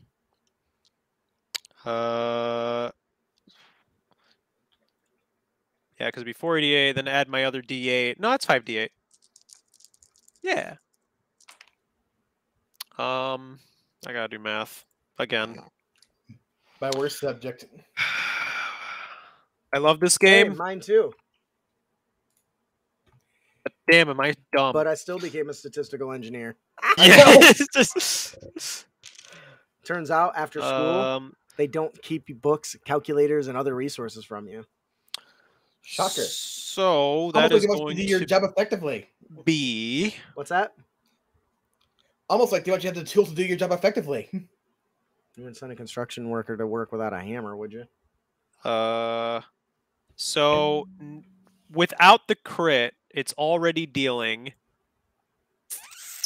21 radiant damage and 13 slashing damage. Now I gotta max it all out real quick. Give Yep. me a second. You're going to have to do that because it's not dead. Oh, wait. That was before me doing. That was before full maxing damage. Oh, God, yes. Okay. All right. Yeah. It's got. Which is what is it? You want to 5? calculate it anyway for posterity's sake? I mean, do we want? I don't want to take up that much time, but I want to make sure it's actually dead. I don't know how much I- HP it has. So it is. hold on. It's got 62, 61. So it'd be like 5 times 8 or something. What Oh did yeah, you it's say? dead. Yeah, it's dead. Did you say 5 Okay. times 8? That's 40. Yeah, Yeah, it's It's- gone. it's gone.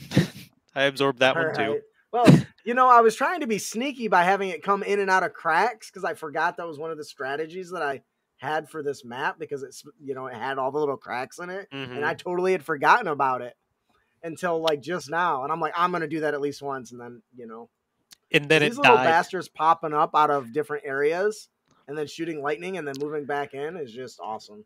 I totally forgot that because it's been a month since we played. Yeah. Bastard. All right.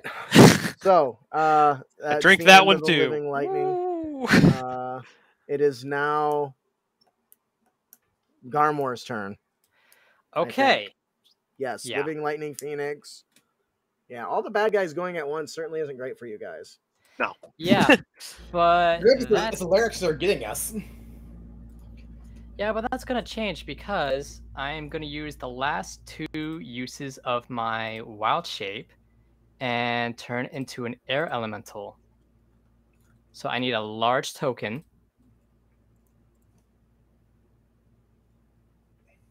An air And- elemental, you said? Air elemental. I'm not sure if this is air or water, but you can use this one. Close enough. Okay. So Did that one? he's- Am I safe to assume that also had 84 hit points Yes. or its maximum? Yes, it was at max. Okay, so I'm back to 84 now. So They're pretty with his nasty fly- bastards.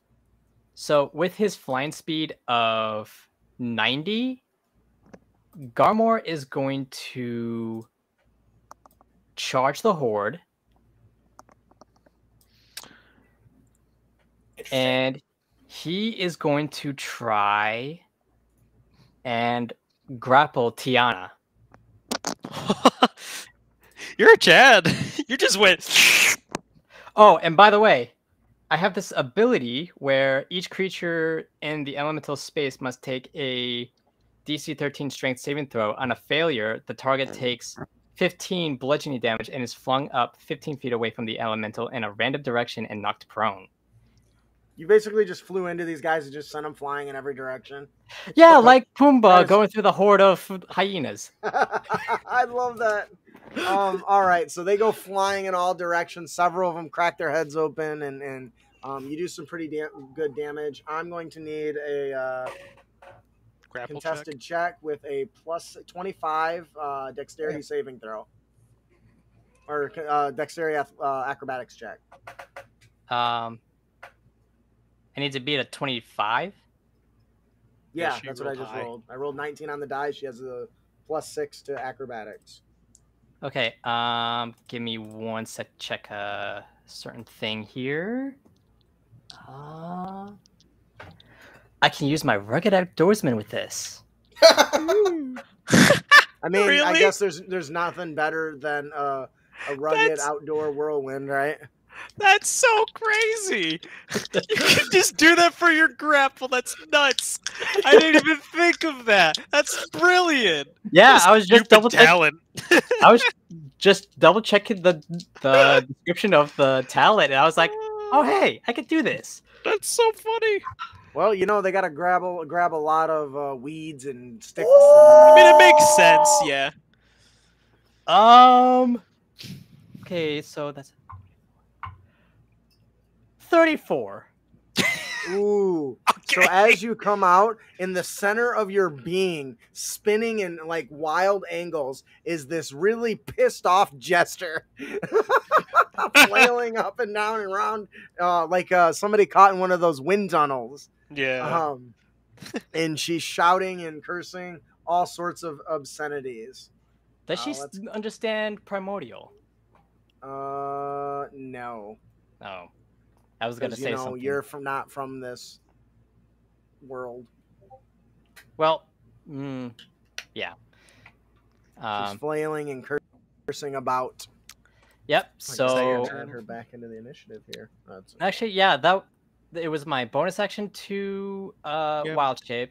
I use my movement to get into the crowd, and I use my action to grapple her. So yeah. Okay.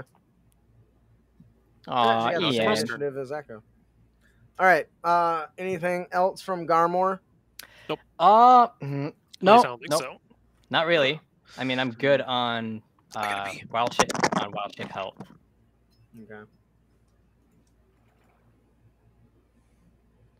So that's the end of my turn. Murrow, you see, you spot Garmore as he shifts instantly, glowing bright green, and disperses. The light disperses, revealing not a brontosaurus, but a giant whirlwind that's streaking towards the group, smashes into the group of escaping jesters and Orzhov mercenaries, and they're all being flinged in all directions, screaming, "Ah!" You know. And you look at the center is a single jester, Rakdos person flailing about wildly. The arc lightning phoenix is crowing and cawing and scattering bolts of energy in all directions. What are you doing? Well, first off, given how banged up I am, relatively speaking, where'd you go? Where'd you go? Might as well. I'm going to cast Cure Wounds on myself at 4th level. Oh! How does that look for you? I envision you taking some sort of like shot in your arm or something. Yep. Like a jet injector. All right. If I heal 26 HP, whoa. I accidentally leave my HP, so I have no idea what was that a second ago. I'm just gonna say I'm at 6. Ow! Speaking of cats and claws. Thank you, Aaron, for welcome that to compliment. welcome to my life. All right. I'm just gonna say I'm at 60 HP for sanity's sake. And Good. What you doing, Merle? What you got? Well, he and I'm cast gonna Cure Wounds pop on 2 himself. more at the Arcane Arclight Phoenix with my guns. Yeah. The turrets. Shoot One it. on my shield and the one on my shoulder. It's kind of handy. Let's see here. Where'd you go? Where'd you go? Where'd you go? I'm actually going to use the restroom real quick. Okay, Should be fine. that's not it. That should be higher than that. Well, I'm getting a 13 misses, but a 26 hits. Yes. Okay, that's going to hit for. What do you Not the Arclight that. Phoenix, right? Yeah, Arclight Phoenix. For 17 force damage and knock back 5 feet. Ooh. We got boom boom sticks. Boom boom sticks. All right. 1, 2, 3, 4, 5, 6. There we go. Because you're below it, I had it blasted upwards. Makes sense. Because that's not a direction I get to go very often. Understandable.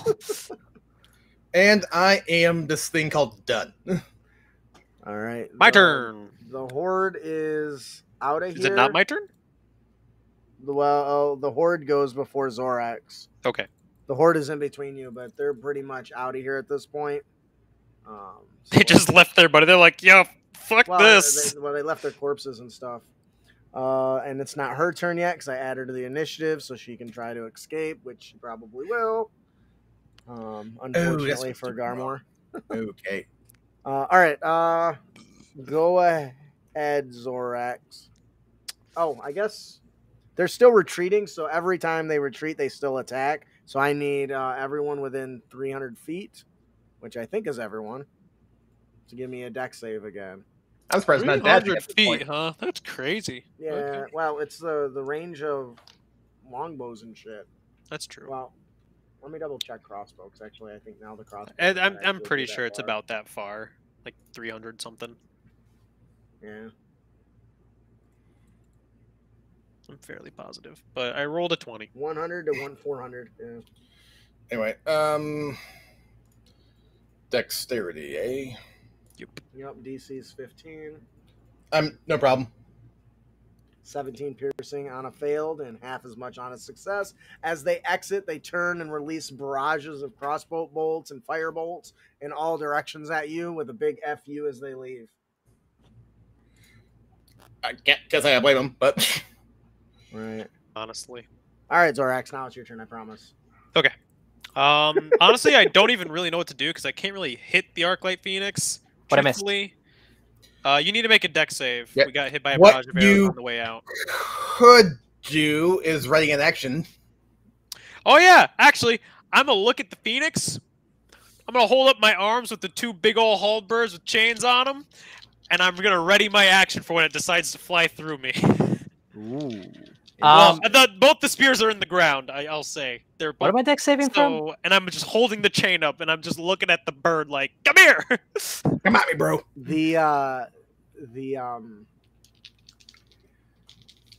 As the people were leaving, You got shot by a volley of arrows. You got shot by a volley of arrows and firebolts and whatever other random. Okay, bits of I blasting failed, power. but I have resistance to non-magical piercing, slashing, and bludgeoning. Then you take half that, which was Yeah. 17, I think. Yeah. So half of 17, you take 8. I think, right? 8, No. 8. 9. Now for 9, Warcaster. right? Yeah. It doesn't really matter, I guess, but Okay, I made it. cool. That was 10. I'm readying my action just by impaling both the spears into the ground and just raising the chain up as I wait for the bird. My action is when it decides to fly through me, I'm just gonna try and wrangle it. As So that everybody- way it'll lose all of its energy. bird. Hopefully it stays that way, but we'll see. Yep. I don't know how intelligent the bird is, but I'm beaming with energy and I'm ready to fuck with it. Wait, what? Oh. And that's my turn. Sorry, Here's I the have to bird. check something before I do it because if I'm gonna piss off Garmore, I might as well make sure I'm reading the ability correctly. What? What ability? All right, so as this woman that you have captured is spinning violently in your hurricane shaped form, she quickly chants something and disappears in a puff of smoke. Ah! And to be fair, it's not like she knows you're an ally. Air quote. No pun intended. Ah! Air She quote. used give me an Arcana check if you're proficient. Nope. I guess that's Merle then, because I think he's the only one that is. Is he close enough Yeah, you to can see?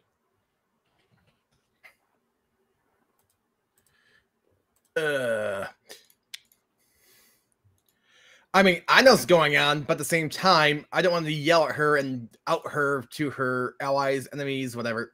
Okay, well, you know she used Dimension Door. Okay. Oh, He is long gone. Yeah. All right. She vanishes in a I want to say puff of smoke, but that's Misty Step.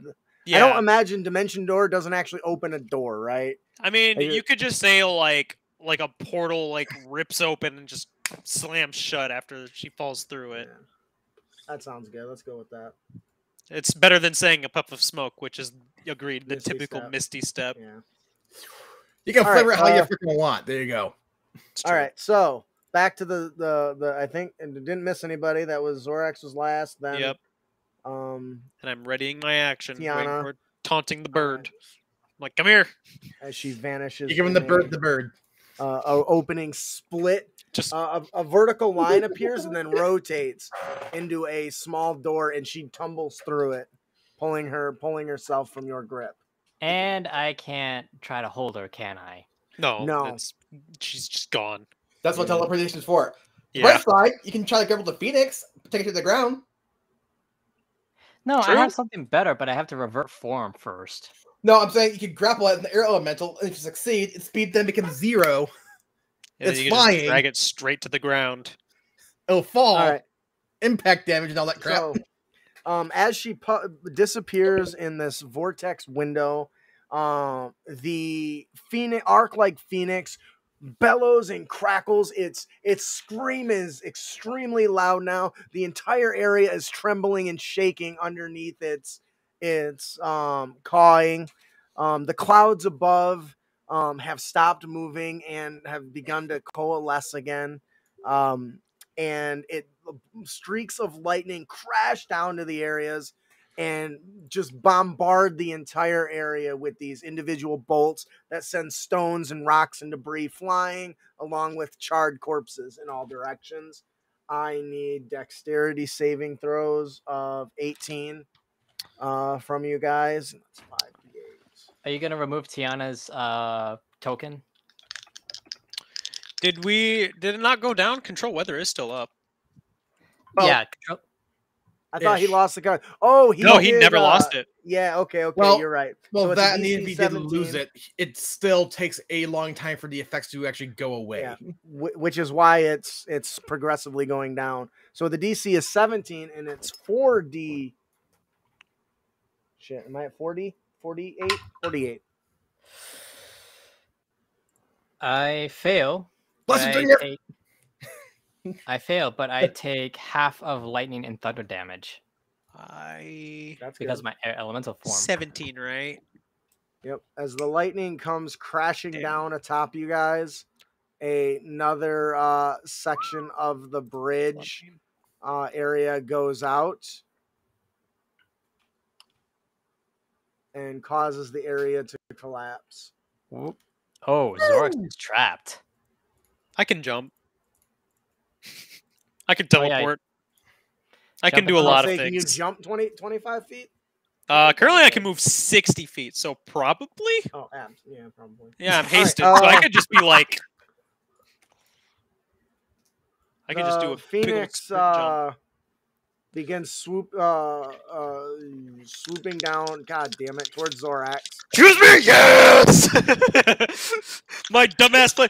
So as it come down, I'm just grinning like, yeah, come here. Oh, All right, so you have this Mizium made basic chain to lock this thing in, which means you have to successfully grapple this. Now, it's worth noting that this creature otherwise would be immune to grapple without this. So, Yes, fair. That's kind of why we brought this. So yeah. So you this thing is you slam it into ground and you throw it up over and try to pin it underneath your 100 my foot of body. Mizium line, right? So give me a grapple check. hey guys, guess what I have? It's contested. High strength? Well, I was gonna say advantage. It doesn't have Two really athletics, but big it guns? has a +6 to Dex. So 18. I'm gonna use my inspiration because I failed. I rolled a 6. So I don't have to roll high. I just have to roll decent. There we go. Yeah, that's a 26. All right, so as you wrap it, You flex the a Phoenix with your surge big of muscles. energy runs up the Mizium line, and you begin twisting the lines around it, and it pulls taut on this elemental's form, and you can see energy being sucked and running into the ground. Now, this is where the clock starts ticking. I'm assuming I'm taking damage too while I'm holding on to this chain, right? Mm, Because I'm assuming the lightning is running through me. well, it's standing over top. It's over top of you right now as it swam in. So we'll just have it do its lightning form damage. Okay. But which you resist. but the timer really does start now. As What the timer? energy is sucking away from it, you can tell this thing is in agony and pain as the lightning that's leaving its body is slowly killing it. And it takes 11 points of damage, and the timer has started. It now has, let me get this really quick. Doesn't have long, I imagine. This is the part where a good idea becomes a bad idea, which now then becomes a great idea. It is at 84 hit points at this point, as its life is being drained from it. From the That museum? was- From its lightning getting sucked into the ground, it has nowhere to go. yes, it's So it's drawing just its dying. power away.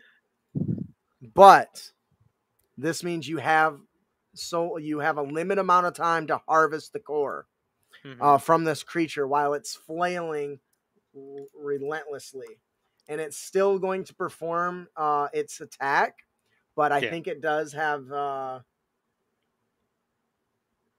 it doesn't have disadvantage or anything on it, so Okay. you're going to take the damage from its normal effect, Yep, the lightning form. which is the lightning form, right? Which is Yep. 2d8, and then you're also going to be attacked Mhm. with a plus 10 to attack, so 18 to hit. It does miss, thankfully. And then I saw the take- crit. I was like, oh, shit. Yeah, I thought it was going to land too. But you are still going to take The 2d8. lightning for 16. Nope, that's wrong. That's 9 points of lightning damage.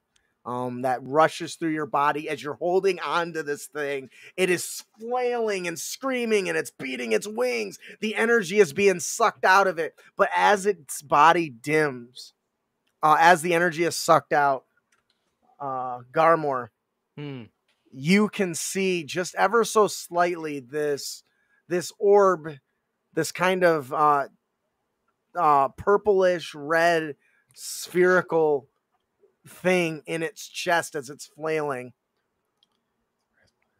What are you going to do? Let me check real quick.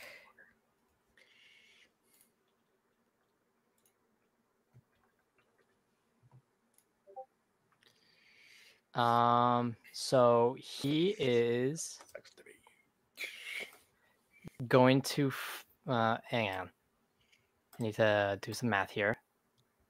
I just want to say, even though like the lightning is hitting me, like Merle's like shield is like this hexagonal thing, just like protecting my body from it, and then on top of that, my big old aura is just like just manipulating the lightning away. So I'm just sitting here. I'm not really taking damage, but you could tell I'm like, whew, this is dangerous. Okay, so Garmor has flown over here. Mm-hmm. He's going to use his bonus action to revert to his true form. Mhm. And through the use of his newly acquired Moonsicle, he is going to cast Earthbind on the Phoenix. Oh, We're really just keeping this thing down. Yep. So I need the DM to give me a strength saving throw. Oh, Ooh. that's not going to That's not gonna make it. So its flying speed, if any, is reduced to 0 for the spell's duration. And an airborne creature affected by the spell safely descends at 60 feet per round until it reaches the ground or the spell ends. How long is that? A minute. The ground this turn. Yep. So it's like right gonna now. be there for a while. It'll die before it gets back off the ground. Yep. And Go ahead. as he's casting the spell and yanking the Phoenix down, he shouts to Merle, "Merle, get the box ready!"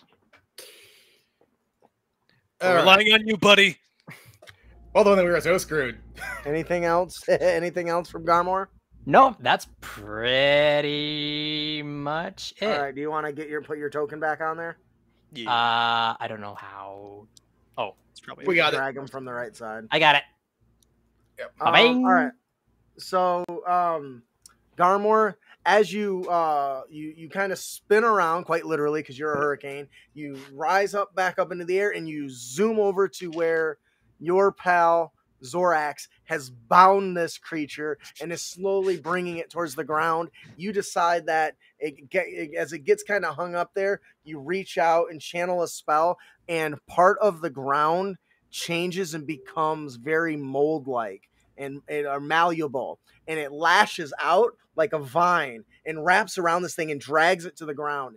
As soon as the thing hits the ground, a crack of energy bursts from it, and it begins to dim and takes another 10 points of damage. Oh, we did just throw a bunch of shit at it. You have quite literally grounded it. Yeah. And now has 74 hit points. And its light is dimming, and you can see that core in its center getting dimmer with every second passing. What are you going to do, Merle?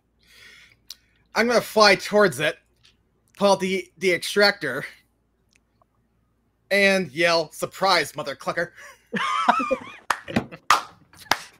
Finally, All right, it has happened. Give me a.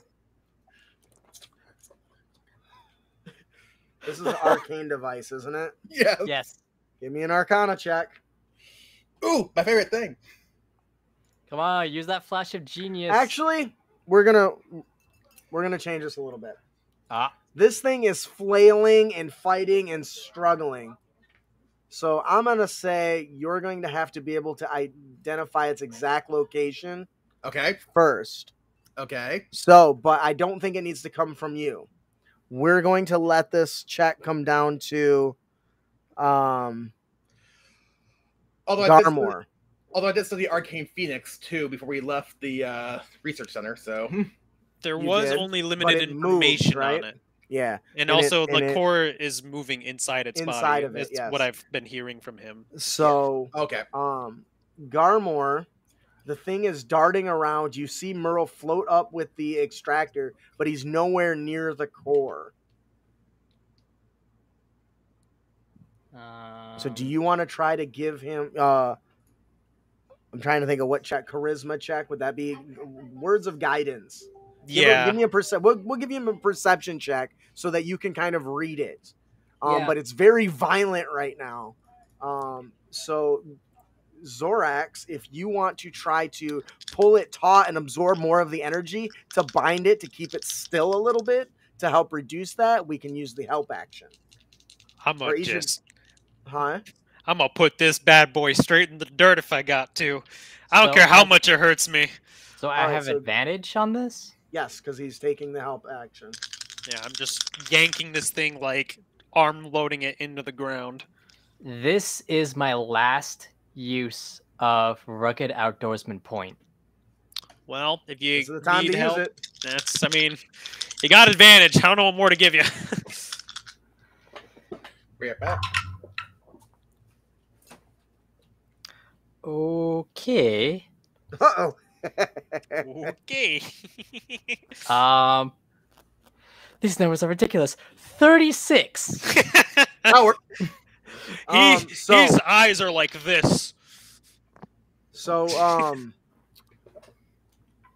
Zorax, you take Lumine and spin her and connect her to the two poles, and it instantly draws the more energy from the creature, and it stuns it for just a second. And at that moment, Garmore, you're able to quickly identify the location as the thing is held for just an instant within its lower chest cavity. You quickly call out to Merle the exact location. Merle, you press the box. It opens up into a pair of claws that are crackling with a little bit of green energy on them as you begin to try to extract the core. Okay. Give me an Arcana check. Okay. I rolled a 22. I am going to throw in Brilliant Academic, bumping it up to a 31. Oh, DC 25 too. Woo! Oh. That was close. Oh, So, as you go in with the DC 25 extractor, seems appropriate. you see admittedly. energy rushing through Zorax. He's trembling as the energy is crackling through his body. This thing's light is dimming. It's going out quickly. Garmore is shouting, "No, to the left, no, to the right, up more, deeper." And you finally feel a click as you bump into something and you quickly press a sequence of keys to close the claws around it, and the claws get sucked back into the cube. The box closes, and the entire light of the creature goes out. And all that is left remaining as the energy coalesces in one last moment. And sitting at the base, an energy is pulsing. And instantly, it bursts and expands out as quickly as you can imagine. Give me a dexterity 18 saving throw. Okay. I succeed. And then the I next. am the Zorak. hasted monster still. All right. All right, because I'm by Zorax 25. It just actually exploded. 23. All right. So you take half damage of 40, so 20 lightning damage. And all that is left as you guys recover, as this blinding light just cracks and blasts out a big giant chunk out of the ground. All that's left in this small little crater is a small egg, warm to the touch, You see, with a mysium shell. Sucks to be you. And you guys have captured we need to take the egg. the egg. We need to. And Take or it back. captured. You threw me off when you said egg. Sorry. You captured the The conduit. core, yeah. So we need to take back that egg because we need to give it back to the guild, and That then we too. can leave. And we got the core in the box. And we got the core. And just in case, I'm gonna cast. Do I have- Yep. I'm I gonna was cast... getting. Can you believe out of that 40-point explosion, I took 10 damage?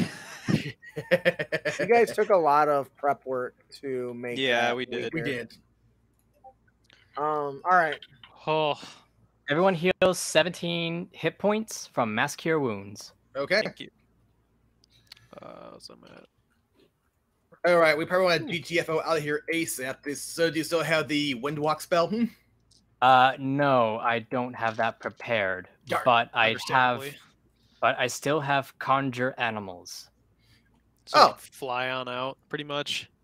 Yep. Also, as you say that, you see Zorax just tumble and fall over for like a brief moment, for like a good solid 6 seconds. He's just like, even though you see him just absolutely flowing with energy, he just like it's almost like someone just like punched him in the side of the head and he didn't even notice. Like So he's I just can only, if I falls. use because of third the level, lethargy from haste. if I use conjure animals at third level, I can only summon 2 giant eagles because they're CR1, and that's the limitations of how many I can cast at, how many I can conjure at that CR. So if Merle and Garmor ride one and Zorax rides the other, Mm. All right. So you guys. We gotta figure a way out. Yeah. Yeah. isn't I'm there a gonna say sky above with, us? There is. Well, I You can mean- fly out. It was getting to this position. Mm-hmm. I mean, Because I mean, the sky- fish can fly out, then we can fly out, right? So Yeah, well, the Phoenix passed through, the clouds and stuff were so crackling that they were dangerous Obscured. to pass through Yeah. too. But right now, Um, they're not. It's actually somewhat clear skies right now. They've been reduced and they are slowly dissipating. So you can yeah, fly and he's up going and to use out. the Garmor's going to use control rather to completely dissipate it. Okay.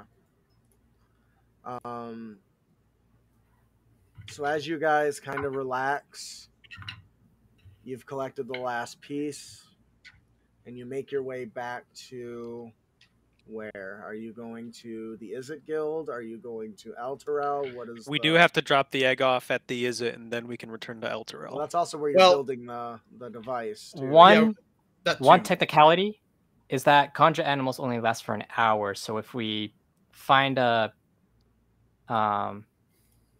and I can only cast it 2 more times after this. So it's I mean, fine, don't worry unless about it. Yeah, well, the DM just said never mind, so it's good. Don't even worry about it. It's good. Yeah. sorry, Gotta expedite role No, playing. we're good, but So, you guys make your way back to the Izzet Guild, and surprisingly, you're welcomed quite swiftly by a very familiar, two familiar faces, the employees under Mr. Merle Bronson here at the Izzet Guild. Says, oh man. They approach you really quick and explain that, sir, I think we've made it. All we need now is a power source, and I think the device will be completed. I think I might have a sorcerer that might be a little overqualified, so we're good. Oh, what did you get? I I know it's special. not my place, but you know, just how we are. I pulled out the container with the Arclight Phoenix heart. Oh my, you've really been busy. That could not have been easy to acquire. What gave it away? The charred flesh? Dick. Or the burnt guard?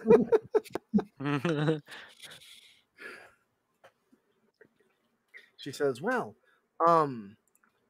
if you want, we're happy to unveil our piece of work if you would, if you're interested. I mean, clearly you'll have to attach it somewhere to the. This is when Merle says, The ship, but or I'm sorry, what did you call it? El Terrell? Yep. You'll have to attach it to that, but I think that this will work. I really do. And obviously, you're going to have to finish the more complicated work, hooking it up, which you know that we unfortunately don't have the skill set to do. But your schematics are a little too complex for us at the moment. So, Well, I mean, you guys built the thing, so it's an accomplishment in itself. well, we appreciate the kind gesture, sir. If you and your allies would like to come and join me, join us.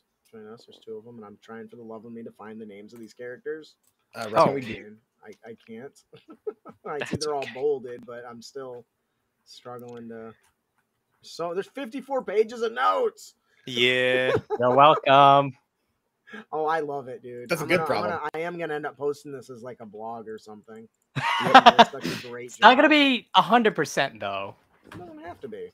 I mean, it's Story. more than what most people do ever. You got to remember that." All right, so Hey, you, this is with me going back to the recording of our sessions to fill in the blanks that I missed. So it's a That's given fantastic. streaming our sessions. Yeah. Did great work. All right, so you guys get into the little area inside of. Didn't Merle have like a special quasi demi-plane or something that he was working on it in? Yep. So they've improved its access. While it's still a demi-plane, it now has a very similar transporter as the teleporters in the Izzet Guild. Yep. For ease of access. And Yeah, because I as could you- cast Mordenkainen's Private Sanctum once a day or something like that. yeah. It's pretty powerful. Yeah. So, as you guys walk in, you see this very interesting design. It is made of like this pure. I forgot what it's made out of. Let me go to my notes. This complex metal collection of 2 lights and switches. This looks like I think we're losing our DM. Yeah. Yeah. Yep. Justin, we're losing you. What? We're losing you. You're cutting in and out, and your video's frozen. Go out. Yep. Oh, that's weird. I can hear you. Cutting in and out, losing the video. Uh-oh. Oh no. That may not be good. Yeah, not good. Can you hear me now? Yeah, We we hear can ya. hear you. You're just frozen. That's not good. No. That's not a good sound. This is bad luck. Yeah, it is. I need to open up the restream in the browser, maybe. Although I do know it's kind of finicky and different on a. And Bardley shut off. Uh-oh. I didn't even hear it in the first place.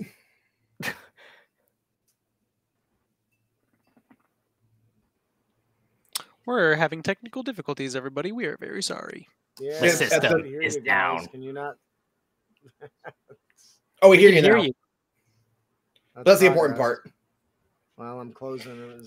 Well, while your video's frozen with the dazed and confused look, which I guess is your default appearance, so we're good. I am going Dun, to stab dun, you. I swear to dun. God. Next time I see you.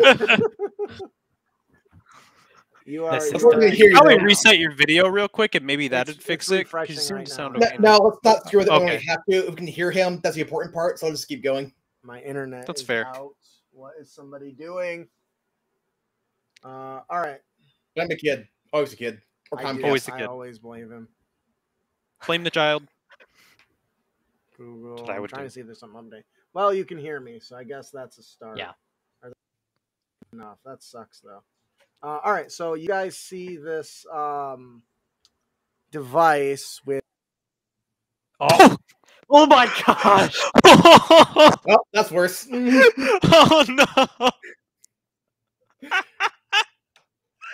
With me, I want. Oh what? my god! The void took him! Oh my So, god! how did everyone like the?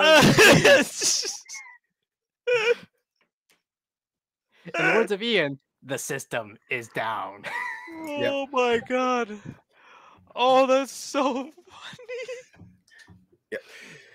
On the bright side, this ends the any way we want at this point. I'm not sure that's how this works, even with the DM out of commission temporarily. Oh, that's so good. Oh, And the worst part is he's the host, so that makes it more that complicated. yeah, it than makes restream means we can't move forward at all. Yeah. Oh, in. just 'cause you have, Hopefully, like, he you can check to maybe see if- click the restream link he shared earlier and get back in, maybe. But it's a little bit more complicated when you're the host. Mhm. Yeah. Luckily, we're still streaming on Twitch. So, hi guys. Yeah, at least we're all still kind of here, which is kind of weird to think about. Yeah. Because then where's our feed coming from? Are we holding up the restream? You're now We're level holding up the 20 restream. cast wish. Is that 1 million? I can't Yes. read. 10 million times with no Big repercussions. numbers. Big numbers with no repercussions. Yeah, I'm not sure that's how it works. I get Yeah, we that. could just actively warp reality. It's all good. Hello, Beth. We lost our host, aka the DM. We kind of need one of those. Yeah, I can't DM. Well, I Well- can, but I can't DM this session. Yeah, there might Speaking be a few. Especially since we're at the, the end. Speaking of going forward, what do you think we should do for our next campaign? Is there going to be a next campaign? It's all up in the air. Yeah, because I'm not sure about that. Because we're I not. Justin's taking care of a lot of stuff, man. We might not have one. Unless Right, I someone mean- steps forward. Yep. All right, I'll be right back. Yeah, it's Okay. the best. I mean, yeah. So that was not what I was expected to go. I'm not sure that's how it works, Aaron. So, for example, as the horde was about to escape before it split into two separate groups, I was going to cast Conjure Woodly Beings and summon a group of pixies or fairies or whatever the heck Justin used against us and have them polymorph into T-Rexes using that strategy against Justin. So that was my idea. T-Rexes fly onto the field. That's funny. Oh, That would have Justin's been seen the so good. messages. That's good. So at that's a good least. thing. That is a good sign. Hopefully, he can get back. Justin! Also, Aaron, we're not even sure if we're gonna have a next campaign, so that's also kind of up in the air. You know, I was at church on Sunday, and Ian was volunteering, and he brought up the idea of doing a modern or a sci-fi D&D I campaign. feel like that's been brought up a few times. I mean, the only thing that I would think of was Capes and Crooks, because that's a future sci-fi setting, Mhm. and that was a lot of fun that we did. I do remember that. That was a good time. Yeah. I was a battery for a train. Yeah. A literal living battery for a train. Yeah, and I was basically a changeling, but better. Yep. Yeah, you're a giga changeling. I was a We're talking chat about changeling. Capes and Crooks and how I was a living Yep. battery for a train. Yeah, I did message Justin directly over Facebook, but it says unread, so... Oh, he's read our plane shifters chat. He read the plane shifters chat at the very least. Okay. So hopefully he'll be back soon. Yeah. Don't know if he will, but we gotta take our chances. Back a million years ago when I played D&D, we didn't have dinosaurs. What were you, the first edition? Oh, I thought first edition had dinos. They had dragons, I guess. They're not Back in the chainmail days. back in the chainmail days. Okay, We you only had laugh, bronze armor back then. you laugh, but D&D actually is a fork from a game called Chainmail, so... Oh, really? Okay. Which did was not a know that. tabletop war game. I didn't know that. The more I know. Yep, started off as a war game, and then they got inspiration from when they had a small unit bypass their way into a castle through a dungeon. And it was an elite unit, and just owned was a broken side. And Nice. so, like, guy got started like, what if we were the one guy in there? What would that be like? But what if we were those guys? Exactly. That's actually really funny, and it makes a lot of sense. Well, I found now that Will has hilarious. seen it. Well, I find that hilarious just because people always say, oh, you want to There he is! play D&D, play Warhammer. I'm like, well, D&D started off as a war game, and actually, hilariously, Warhammer started off as a tabletop RPG and then became a war game. So, I have no idea what happened. That was weird. Hey, but we can see and hear you perfectly fine, so let's Yeah. go. And That's now- a victory. Yeah. All right. So anyway, where device. the hell did I leave off? device. So I was plugging the thing in the thing. the thing and the thing. All right. So you guys walking through this, or you're transported into this room, and there's this massive device of wires and lights and the very large kind of platform. And part of the platform kind of looks like a large wheel with lots of like different rods protruding from it. And then on the other side of it is this massive raised platform on a dais. Almost looks like a large throne sitting behind it. And Unlimited power! There is a large section inside of this giant wheel that seems to have a spot for something but is missing. And so why doesn't Merle tell us exactly what he does when he approaches this open recess inside this giant wheel? I don't know. Merle's the genius artificer mechanic. I don't know jack about engineering. Okay, so I got this then. Appreciate the honesty. So Merle walks up to this device and holds this raw energy almost in this raw energy orb almost beats at a rhythm like a heartbeat as it's glowing and receding, glowing and receding, and glows, dims. He places it into it and starts connecting a half a dozen different interlocking power conduit cable things, and starts running a diagnostic. You see this holographic image appear up that starts to kind of it shows a round surface, and uh, it kind of then rotates, and you see all these little things interconnecting, and everything little schematics begin turning green, and there's one that's left red. And Merle, you know that is the last connection you need. This device needs to be mounted to something. That is the clamping system. So you are able to run this diagnostic. Everything checks out. It should be ready to go. You can see different levels of these bars that are kind of radiating that show levels. And it seems like it has what it may need. All you have to do now is decide where you're going to mount it on in Elturel. Well, good news. The device system is ready to go. Now we just need to plug it in at the target location. Elturel? Elturel. All right. It's probably the town hall, huh? We can probably fit everyone there. Yeah. Okay. With a little bit of finagling and some equipment and adjustments, you guys are able to get it onto the back of a one of the taxis, right? Yep. We just had this whole thing on the back of a taxi. We're just like, hey, don't worry about it. Just take us there.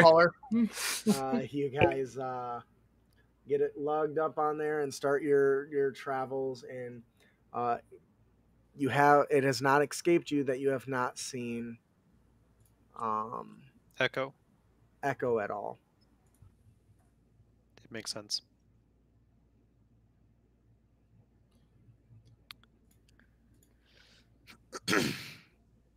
Right. Oh no. Justin? Uh-oh. Oh Justin? no, not again. Uh-oh. So, at the very least, we got on the cargo hauler.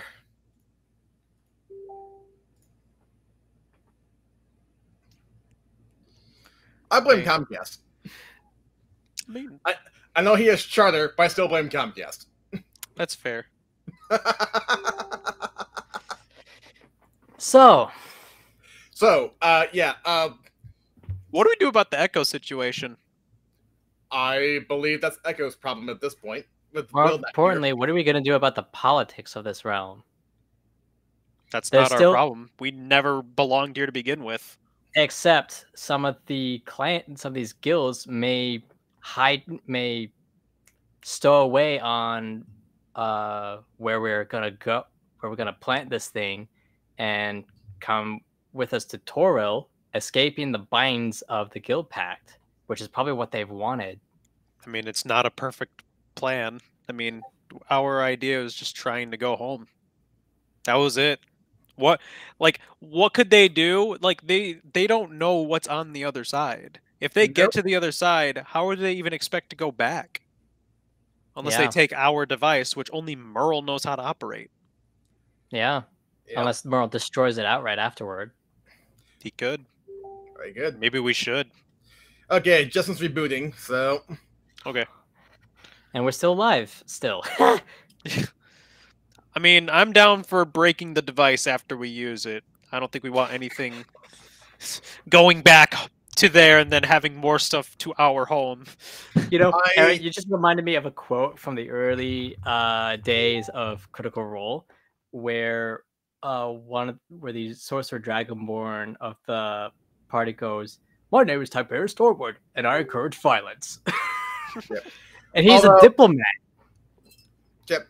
Although, I think breaking this thing down might be a huge contract violation on Merle's part. Right. Or at least store it away in a demi-plane where no one can touch it but you. You know what I Nope. mean? Yeah. Justin's typing. Well, they got the schematics too. So talking about the show for Sunday. Mm-hmm. That, Well- that. Yeah. Those were Justin's words. Mm-hmm. Yep. But anyway, Sunday's show, we definitely had to change the subject after a certain announcement made by Wizards of the Coast this week when they talked about one D&D and they released the first playtest material for it. So we're just going to overall give our overview for it. And I had to have a few takes from the material. Some stuff I like, some stuff not so much, and that seems to be the overall take that everybody seems to have. So My takeaway was, well, I haven't seen the full thing, but I did see the trailer aspect of it, you know, the 6-minute video. And I saw them doing a teaser of basically WotC's very own 3D virtual version of Roll20. which is made with Unreal Engine. Mhm. Yes. That is insane. Which begs questions. Would that be operated in the browser? Would that be a downloadable client you didn't have to run for your machine? There's a lot of questions here to be answered. Yeah. Yeah, for example, I'm not sure if my Surface Pro can handle all this because it's barely managing all this right now. I don't know. Yeah. But yeah, I read the whole document they released. At least I give it a good once over. Might want to read through it again, but they definitely have things done in there. Mm-hmm. But yeah, earlier today, I was after I oh There he Hey, is. boss. Hey boss. How's it going, Chief? Hi. Me too. Hi. He is so mad. Is he just doing it from his phone? Probably. I mean, I wouldn't doubt it. I don't blame him if he did. Oh. Oh. Oh. That Hey, just boss. keeps getting worse. Okay. Can you hear me? Yes. Yes. Can. Okay. So What we did you live. hear? What didn't you hear? Where are we at? Okay. Got we to the live taxi and mounted the big machine on it. on the cargo hauler thing, whatever. Okay. So you guys arrive. You arrive in El Terrell. You're waited or welcomed with applause and all that jazz. You have not seen Echo yet. You guys reach the council chambers, and the taxi man sits impatiently waiting for his dues or pay or something. Do we just hand him some that we have? I believe Merle has something. Maybe. We tip him. All right. He kind of winks at you and nods. Yep. Your big buddy, my show notes are gone, or all my notes are gone, so at this point, or Osif comes down, he sees this big giant thing, says, "You look like you could use help carrying this thing." And mind you, it takes all of you to lift it. It's very large and very heavy. Where do you want it? What is Well, it? This is the device that should be taking us back to our Our home. home plane. Oh, really? This is exciting. So, let's He bounces up and down.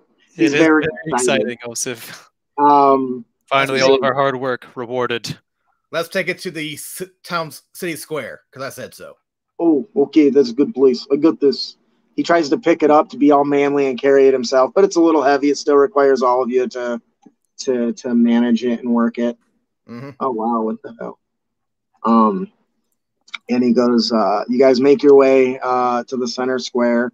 At this point, enough attention has been drawn.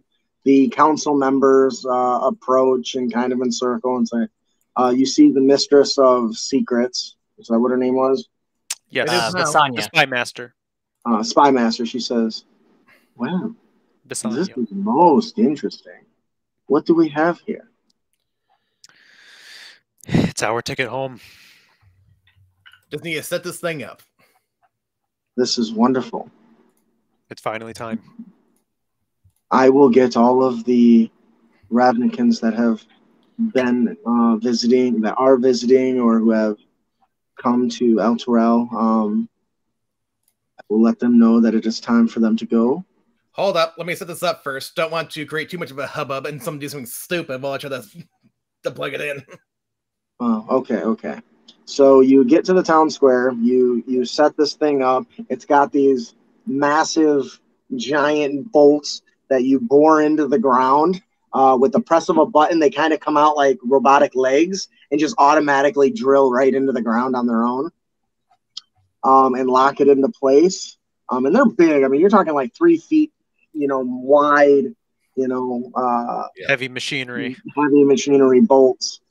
Yep. And you plug everything in, you press all the buttons, and you get to the part where you have the big holographic grid that shows the sphere and all the digital information.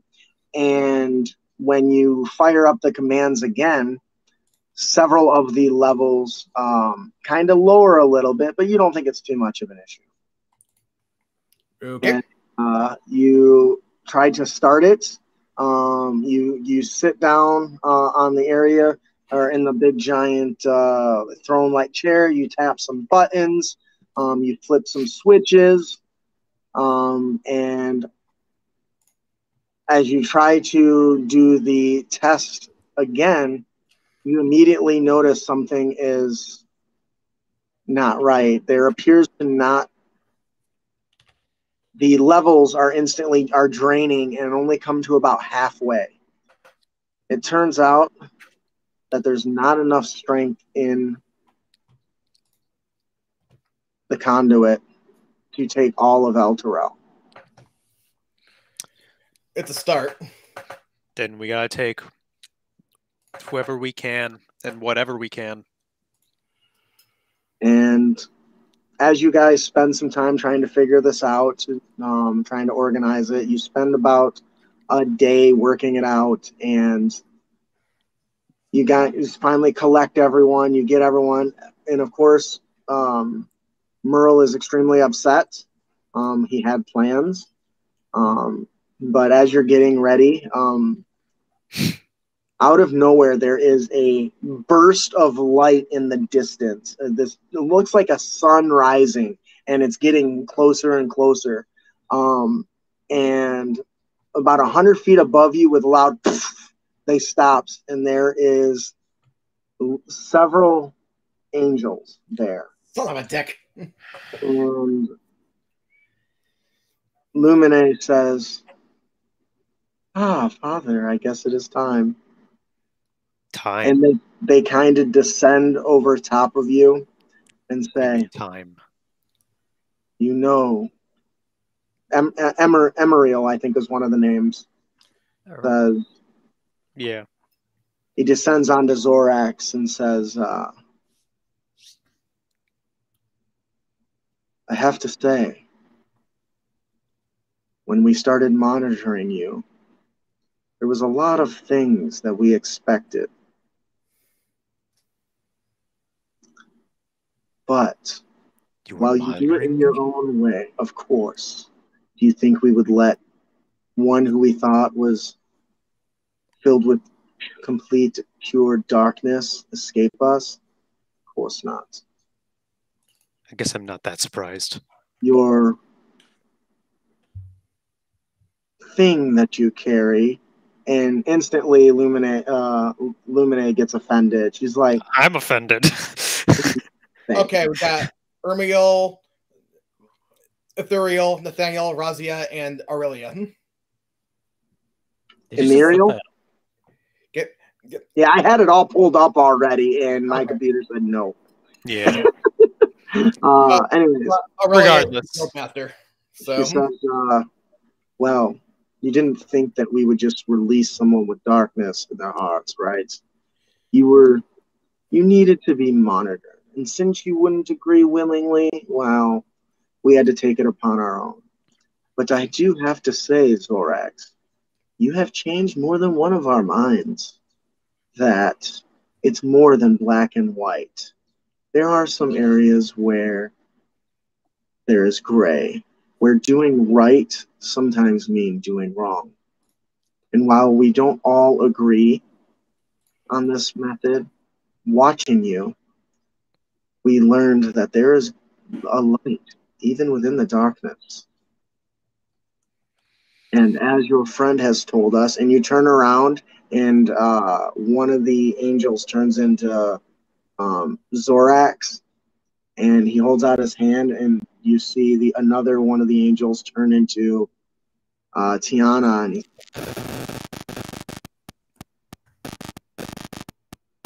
Whoa, what is That that? ain't me. Did you hear that?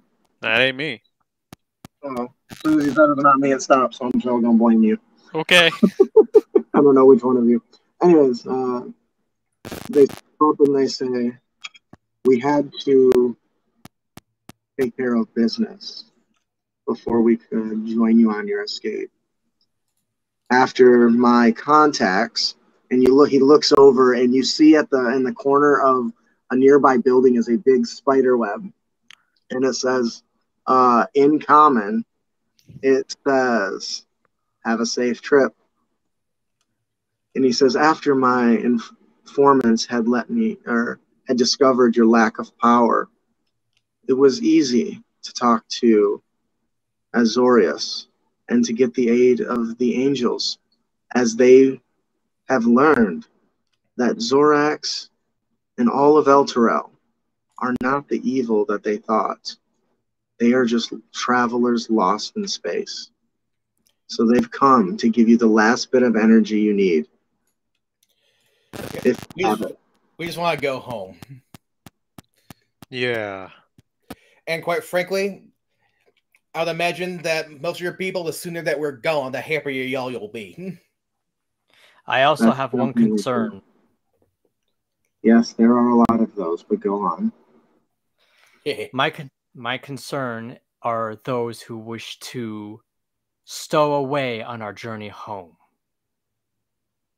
Well, we can't promise that won't happen, but that's a risk we have to take. We all have to take if you are to get home. Done. Are you willing to take that risk to return your people to their land? Yes, sir. Absolutely. Yes. That's why we're here. Wonderful. And then once again, a moment of a brilliant white light appears next to you. And this figure appears in all blue. He has a hood on, and his eyes are glowing pure white. And everyone around you that is from Ravnica bows down, and you hear the whispers, the Guild Pact. And everyone bows to him, and he takes a deep breath, and he says, Oh, it seems you're trying to get home. I'm sorry that I missed all the fun. You can call me Jace.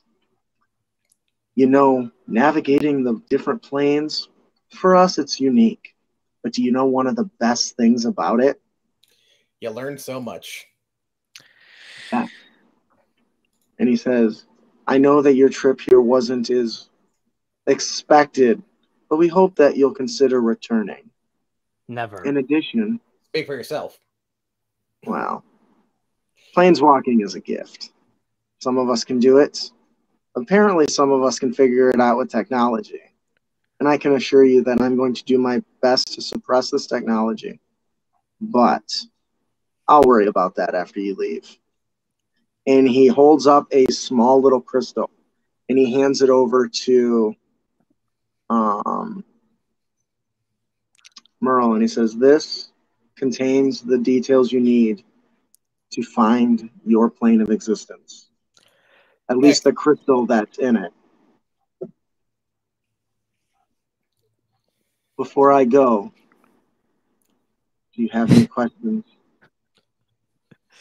Not at this time. I mean, many. But You're this going to is get time your of- guild in order once we're gone? What's that? Are you going to get your guilds back in order once we're gone? Yes, I've definitely lapsed in my duties, and Niv Mizzet and the rest have constantly told me, nagging me left and right. It's really just boresome, I'll be honest. But what can you do? But what I can say is that I promise that what you've created is going to expand beyond the stars. There will be worlds to explore, places to see, and it won't be just bound to us planeswalkers. And I look forward to seeing a future like that, where resources can be shared among planes, a place that is a wasteland being gifted water, a city under siege by monsters having reinforcements from other worlds to defend them. Can you imagine a place like that? It'd be unique. And then there are those who would use this technology to invade and pillage and kill. You're going to always have that risk. But just because somebody might die under a scalpel doesn't mean you shouldn't perform the surgery anyway. It's a fair point. I wish you all well. Now I have to go listen to complaints. I would start dealing with the Gruul and the Syndicate first. Yes. Everyone's got their thoughts and opinions on it. But guess what? No matter how much power you have, he holds out his hands and a giant bear appears out of nowhere and some seagulls above you and he snaps them away in an instant. You're always going to have things that are outside your control. So with that, strangers, I hope that you'll visit Ravnica often. Enjoy. And he disappears in a flash of light. Well, all right. Merle, Osiv walks up and says, when do we go home? I guess as soon as we plug this in and I flip the switch. So as you see Merle, he walks over and he grabs the crystal and he tosses it into a little slot, and these little automatic wires come and connect to it, and you see the energy drain. A massive three-dimensional globe appears in front of you, and you see these little dots kind of tracing. And Merle, you kind of press a few buttons and it zooms in a little bit, and you recognize the plane of Torel in a specific crystal. You go through the complexities of activating it up. The power gets right back to about halfway. The angels look at you and say, farewell. They lift off into the sky. They point their celestial hands right at your device, and you can see golden light rush from their bodies and into this, and instantly all that gauges just go straight up into max power. Wish you well, travelers. All right. Good luck. And they all fly away. I hate angels. Whenever you're Why? Because they're more successful than you? Successful? I'm a third of the reason this thing even is here. Whenever you're ready, Merle. We flip the switch. And he engages the helm, and the entire city raises into the air. It starts off as a low rumble as it breaks apart from buildings. And he shifts a round spherical dial, and you can see energy being drained from the orb into the entirety of the city, almost like circuit traces running through the whole thing. A little bit of a distortion appears over the entire city as you begin to lift off. And he says, do you have a one-liner, Merle? It's go time. I have a question before we Go time? leave. I have a question before we leave. It's go time. Go ahead. Does Zorax remember? He does now, yes. Did you give him the finger or something? He's ready to kill those guys. Fight him. Zorax jumps. Jumps off. Jumps off. As it's raising up, he is pissed.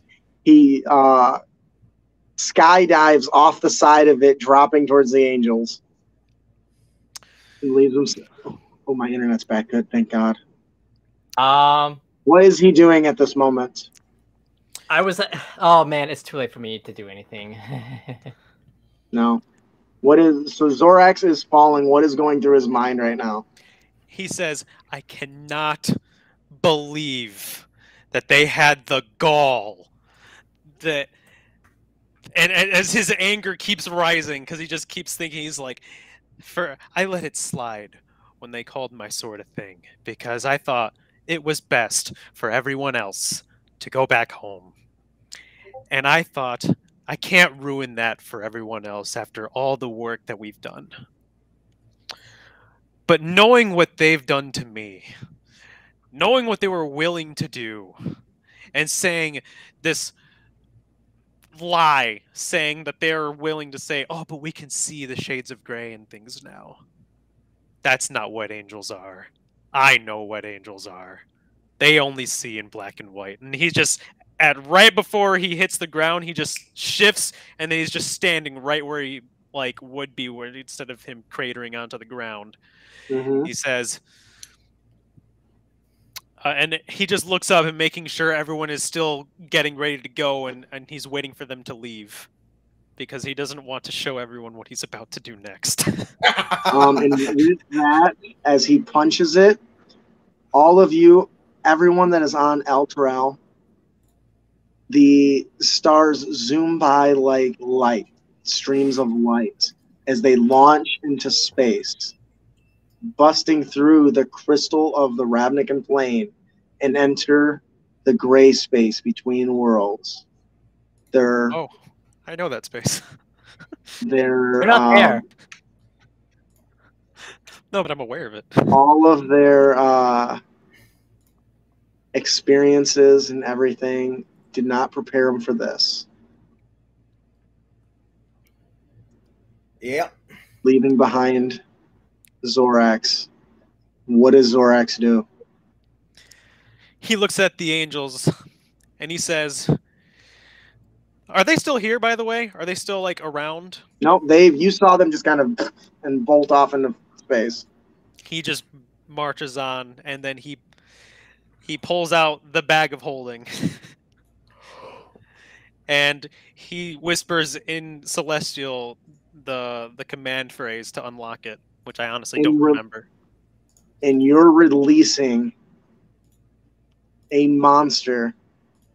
And then as I reach in there and I pull out the shield, and I immediately imagine I feel this horrifying pressure being just hit into my body, right? What do I feel after I pull out the shield and I hold on to it briefly? Your body is racked with pain, pleasure, excitement, and a bellowing energy that rushes into you. And he says, I'm here to make a deal with you. Really? I am. Give me my freedom, and I will grant your wish. Do you want to know what my wish is today? I do. I wish to make these angels suffer, and I need your help to do it.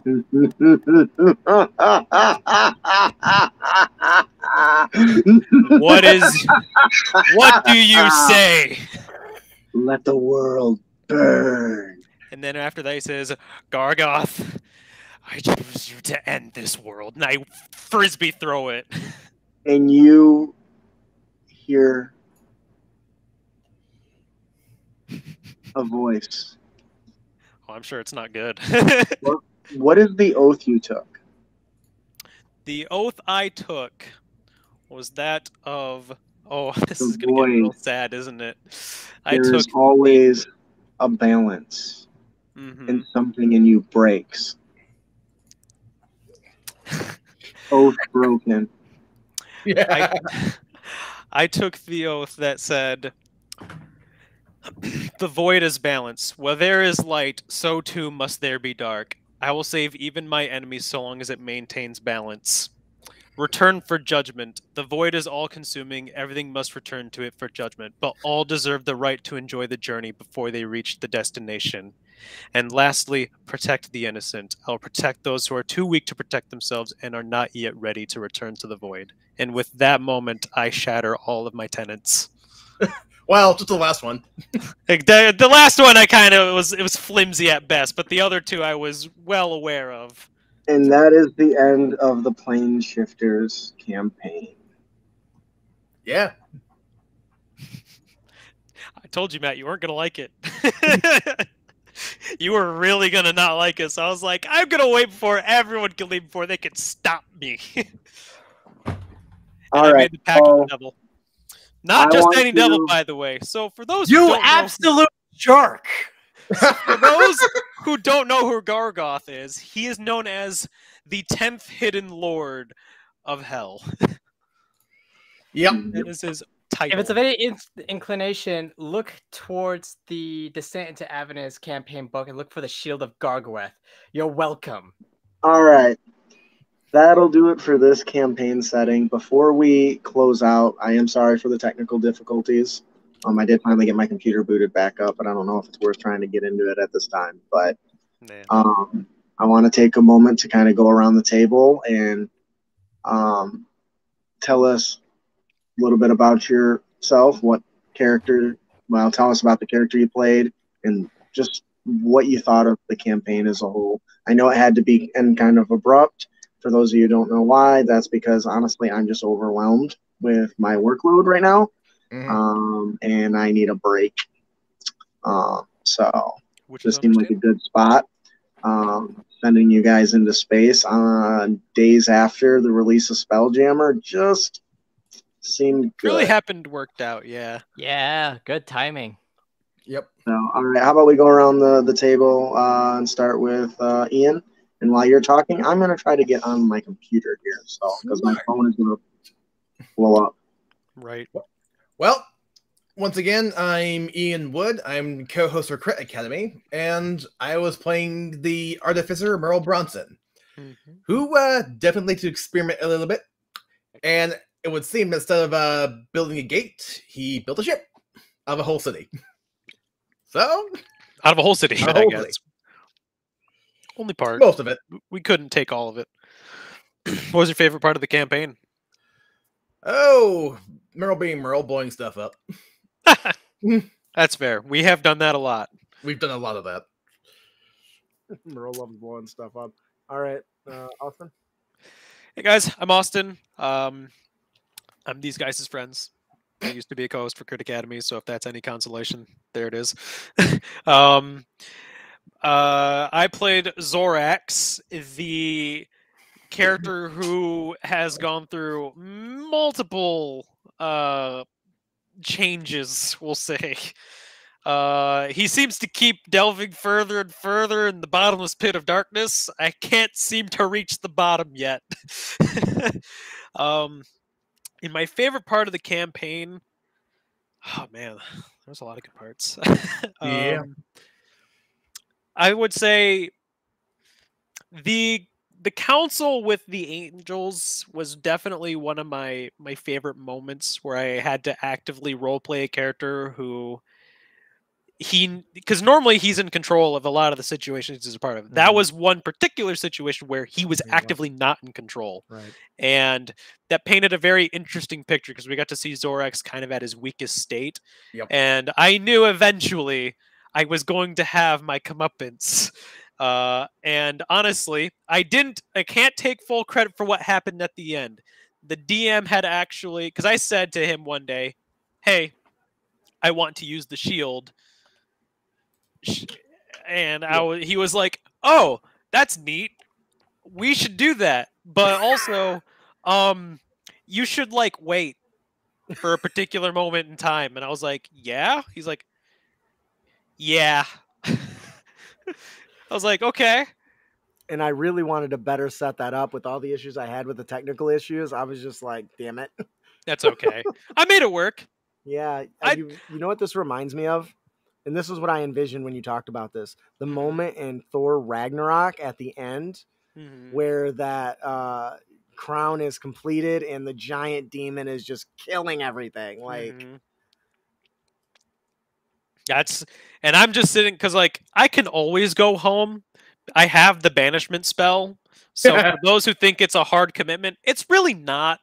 But it's commitment enough where I made a pact with the literal like archdevil, which kind of a big deal. Yeah. And I do. Oh, want to point out actually, DM, I broke my oath. I don't have banishment anymore. I'm stuck. No, you don't. I am But- stuck. that also could mean you're an anti-paladin. Does that have access to the banishment spell? He should have access to Banishing Smite and can hit himself with it. So close enough. Yeah, no, I guess that's fair. I could just self-impale with the banishment smite. Yeah, I guess I could do that. Nice But save. still, the idea still remains where I am currently on Ravnica, and I don't know that I have a way out, and I said, it's time to just hurt things. Yeah. Awesome. So to clarify, are you just going after the angels or everything in Mhm. Ravnica? The pact I specifically said is I wanted to cause harm to the angels. The problem is, it doesn't necessarily end there. No.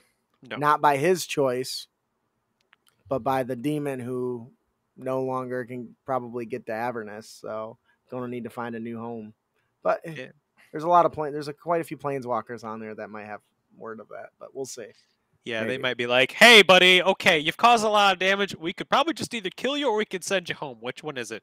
Right. So, All right. there you go. I also thank do you, want to Austin. point out that there was multiple times where the campaign almost got derailed Oh yeah. because you realize, like, oh, I just attempted to cast Banish on Austin. That could break things. Yeah, I could be sent home. Hmm.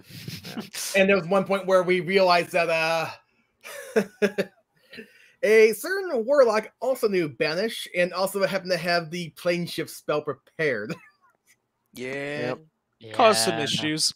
So did Garmore. It's just he needed the physical material the component, which is components. expensive Mhm. to do. And hopefully, when we left off at the city, we also took the Duke's body with us. Yes, Should be Let's with us. also take a moment to appreciate that banishment does have a material component on it called an item distasteful to the target. Anyways, Yes. all right, Matthew. Hello, everyone. My name is Matthew, and I have played Garmore, the Circle of the Moon Druid. This was a fantastic time to be with friends, finish what we ended with Avernus, and I got to play my character Garmore, which I personally find more favorable than my Tiefling Paladin Chiron from Avernus, but this was a lot of fun. I got to stick around with my friends, keep in contact with them because they're my buds. I think what my favorite thing about my favorite time of this campaign was, I'm gonna say, The end. I think No it- more listen to Justin talk. probably going to be the casting of Conjure Animals, because that was a blast. That to was use. cool. Yeah. And to be perfectly honest, had I thought of this sooner, I probably would have tried to cast Whole Person on Zorax as he jumped. Right. If I thought it sooner. It's fine. I'm sorry. It's way past my bedtime. Yeah. It's also Alright. not a reaction, so Yep. I would have hit the Actually- ground before I hit. No, not true, because I have Warcaster and I can use my reaction to cast an action-based spell. Oh, As an opportunity attack, Yep. but I wasn't I in guess he combat could- with you. I think if he decides you're in combat, you are. He's like, he's Yeah. about. What is he doing? I'm gonna kill him. I don't know. That's doesn't worry about it. Didn't happen. Not worried about it. All Mhm. right. So let me tell you my favorite part of this campaign. Killing the Rhea Mantimorn. That was pretty crazy. Yep. We had to fake a death with a paladin and a sorcerer. That was Oh, that was good. interesting. That was a problem and a half. I didn't think we could do it. But honestly, I think it's simpler than that. I really loved the fight you guys were in with when Merle died. Oh yeah, that was a pretty big fight. It was pretty crazy. That was fun. It was memorable. And it was so cinematic.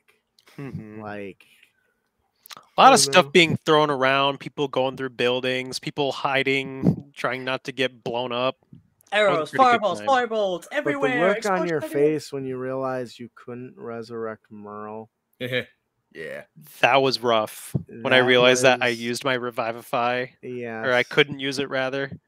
Because you used all your smite slots. Yep. I That used was- I forgot, there was a different 3rd level spell I used. It wasn't for smiting, and I forgot what it was. Wow. Anyways, that was one of the most serious moments Mhm. where everyone was like, "Oh shit." And I really was able to see in your guys' eyes the connection you had to Merle. Now Ian was like, time to open a new one. Yeah, Everyone was like, no, I don't know. It was one of my favorite parts. Hopefully you guys enjoyed this last battle. Yep. I had to tweak it a little bit because, part of Will's big reveal was that his character's love interest was working for the enemy. And I'm sad that he missed that. I mean, I talked to him about it and told him what was going to happen, but even you guys were like, holy shit. Yeah, I was pretty taken aback by it. So there's obviously supposed to be a little bit more involved there. But Unanswered questions. So many questions in that regard. yeah. Yep. And I hope that at some point we can revisit our plane shifter campaign. But should we do a campaign wrap-up sometime in the future? maybe. I am sad Will missed this. I really am. Yep. Yeah. This was this journey was not as fun concluded without him. Yeah. Life happens. Yeah. I hope everything I hope everyone enjoyed the wrap up here or the final ending. Were you guys expecting it to not be a plane shift spell and instead turn the entire city into a spell jammer? I didn't. Is that what they're know called? What to expect? Yeah, spell jammers are the name of the person operating it, the name of the power that does it, the name of some of the ships. It's the name for the actual ship too. Yeah. So I did not know it went from planeswalking to spell jamming.